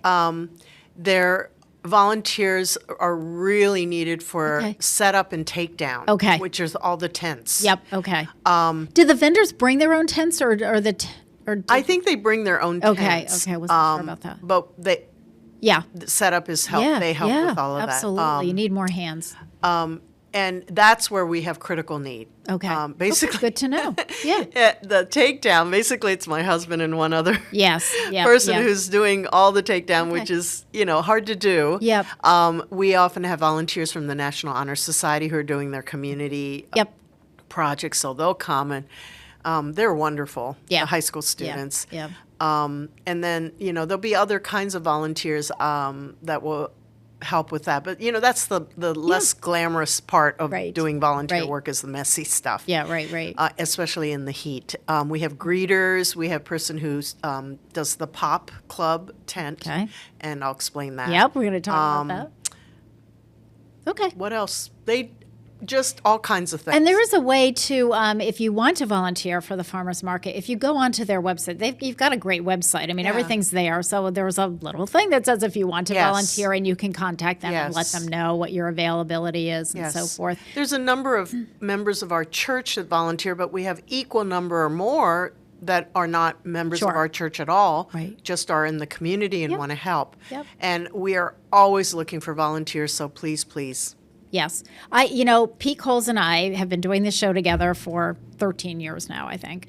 And, we are both of the same mindset. Like, I just can't understand when people say, especially people who are retired, well, I'm bored. Really? Volunteer. There's so many ways. The need is like every organization at Westfield needs volunteers. We all do. We all rely on them. So this is the perfect, if you like to be outside, if you like to be with people, volunteer at the farmers market. And you know what? So wonderful. They're really happy. Everyone's happy there. Oh, yeah. It's a great place to be. Customers, even the crankiest customers are happy to be there. No, they are. And you're right. I mean, when I went to get the gift cards, the gift certificates, the greeters were there, and hi, welcome to the market, and all of this. Absolutely. So tell us about the POP program. P-O-P. We got HIP, we got POP, we got SNAP, we got Snap, Crackle, Pop. All right. So POP, I love being next to the POP tent because all the little kids come up. So what is the POP tent? It's called Power of Produce. Okay, Power of Produce. And it's a club. And little kids, you don't have to be little, children sign up for it. Okay. And it's very easy to sign up for. And basically, every time they come to the market, one time per day, day, market day, they get a $2 gift certificate, gift thing, which they can go and buy produce. You can, and sometimes the kids will save them until they get like $10 worth, and they can get a lot. And they especially love it during fruits, when fruit season is really going, because then they get apples, peaches, blueberries, stuff like that. Yeah. And they also will get we give stickers, we have all kinds of little things that children like. Of course. Little tattoos. Thingies. Oh, yeah. One market day we had cups with seeds and a cup of soil. Okay. A little watering can and some seeds, and we gave it to the kids, and they were told to start their own little garden. Be their own little farmer, little mini farmer. Little plants, and then put them in the ground, and to encourage them to start learning how to do gardening. Perfect. And sometimes you have, like I know you've done, because I saw it on this week's too, you'll do like soil testing. You'll have other people you'll have other kind of vendors, informational. I guess it's informational. Right, and so we have a master gardener who will sit with that table and give advice. About planting and things like that. Okay. At the beginning of the season, we have vendors that come and bring like plants that you can buy, like tomato plants, things like that. Okay. To take. Yep. Nice. Yeah. Nice. Yeah. So again, the farmers market is every Thursday. Generally, rain or shine, unless it's like a thunderstorm or something like that, or the excruciating heat, which they had to postpone. On the grounds of the Church of the Atonement, which is it's 36 Court Street. Right. We're reminding people that parking is located behind the church. There's quite a bit of parking. So there is. Really, that's really not much of an issue. And of course, people are coming and going. Sure. So, it's like the mall parking lot used to be at Christmas time, somebody's leaving and you're going to grab their spot. The other thing I wanted to say is with the SNAP and the we take Sunbucks, which is the amount of money that's available for families that are with SNAP who need to buy food in the summer. Okay. So those are used. We use that also, so they can bring their Sunbucks card. Okay. Yeah. So I have to admit, I have never heard of Sunbucks. Yeah. So is that a federally sponsored program or a state sponsored program, or do we not know? It's okay to say we're not sure. I think it's federal. Okay. Yeah. Okay. I think it's a federal thing. And then you also have, you were saying you've got some grant funded programs and so forth. So Like the music, is that sponsored through the Cultural Council? Yes, Is that, yes, so that's grant and funded also through the Cultural Council. Also donations and that have been given to provide for music. Okay. Yeah. And there is also on the website, there is a spot if people would like to donate to the farmers market. Yes. You can donate, you can become a volunteer, there are all kinds of ways to be involved. Yes, absolutely. And I think this is, one of those community, and I know there were a lot of people last week that were upset that it was closed. They understood why. Yeah. It's just like, because they really do rely on that once a week. And I mean, the other vendors that we have besides produce is we have a baker vendor, JJ's, Sweet JJ's, I think it's called, which is amazing. There's a sourdough baker. We have juice vendors. Okay. We have all kinds, and then we have like the food trucks. Right now it's only Vlad's, but we often have had a Cajun food truck. Okay. So Vlad's Pizza. Yeah. That is a huge draw for people. It's like, oh, let's go and get Vlad's Pizza. I always buy one to take home after I've worked at the market, and then I don't have to make anything. Yeah. And you've got and there he is in the heat with his brick oven. Oh my gosh. That making pizzas. Amazing. Delightful. That sounds amazing. Yeah. All right. Well, I want to thank my guest this morning has been Susanna Adams. So first of all, Susanna, I want to thank you for coming on the show because this was really helpful. But also thank you for the volunteer work that you're doing at the farmers market, to you and all of the volunteers, and to Lisa for running this because, I do remember before we had the farmers market. So this is just a really nice bonus for Westfield. And we're hoping that people will take advantage of it. And I have to be perfectly honest and say, I didn't realize you've got between the SNAP benefits and the HIP benefits and the matching grant that you're doing. I mean, this is a really great, resource for people who are struggling. And, with food insecurity, this is a great way to do that. So again, the market is Thursdays at the Church of the Atonement from noon to 5. Mm-hmm. You can sing along while you shop, and Susanna or one of the other volunteers will help you with your benefits. All right, I will be off next week. I'm on vacation, so we'll be doing a best of show. When I come back in 2 weeks, we'll have New England Wound Care will be here as my guest. So have a great week. Stay safe. Stay cool. You are listening to WSFD 107.5 FM on your dial. You are watching cable channel 15 WCPC. Join me, Tina Gorman, each week from 6 to 8 a.m. for Wake Up Wednesday, when my guests and I discuss health, wellness, and lifestyle reimagined. Community Radio. 107.5 FM WSFD. Live from Studio 120 at Westfield Technical Academy, this is WCPC Channel 15 and 107.5 FM WSFD-LP Westfield.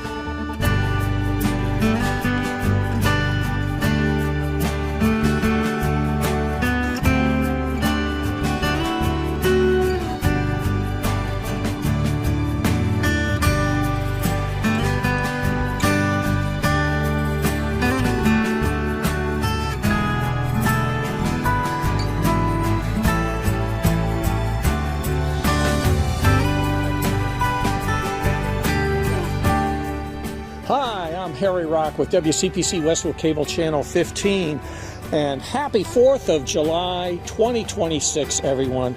It's hard to believe that this is our 250th birthday as a country, and how blessed are we to be able to be here to celebrate that. We are broadcasting from the center of Wyben, which is located in the northwest corner of Westfield. Brady LePage is our videographer.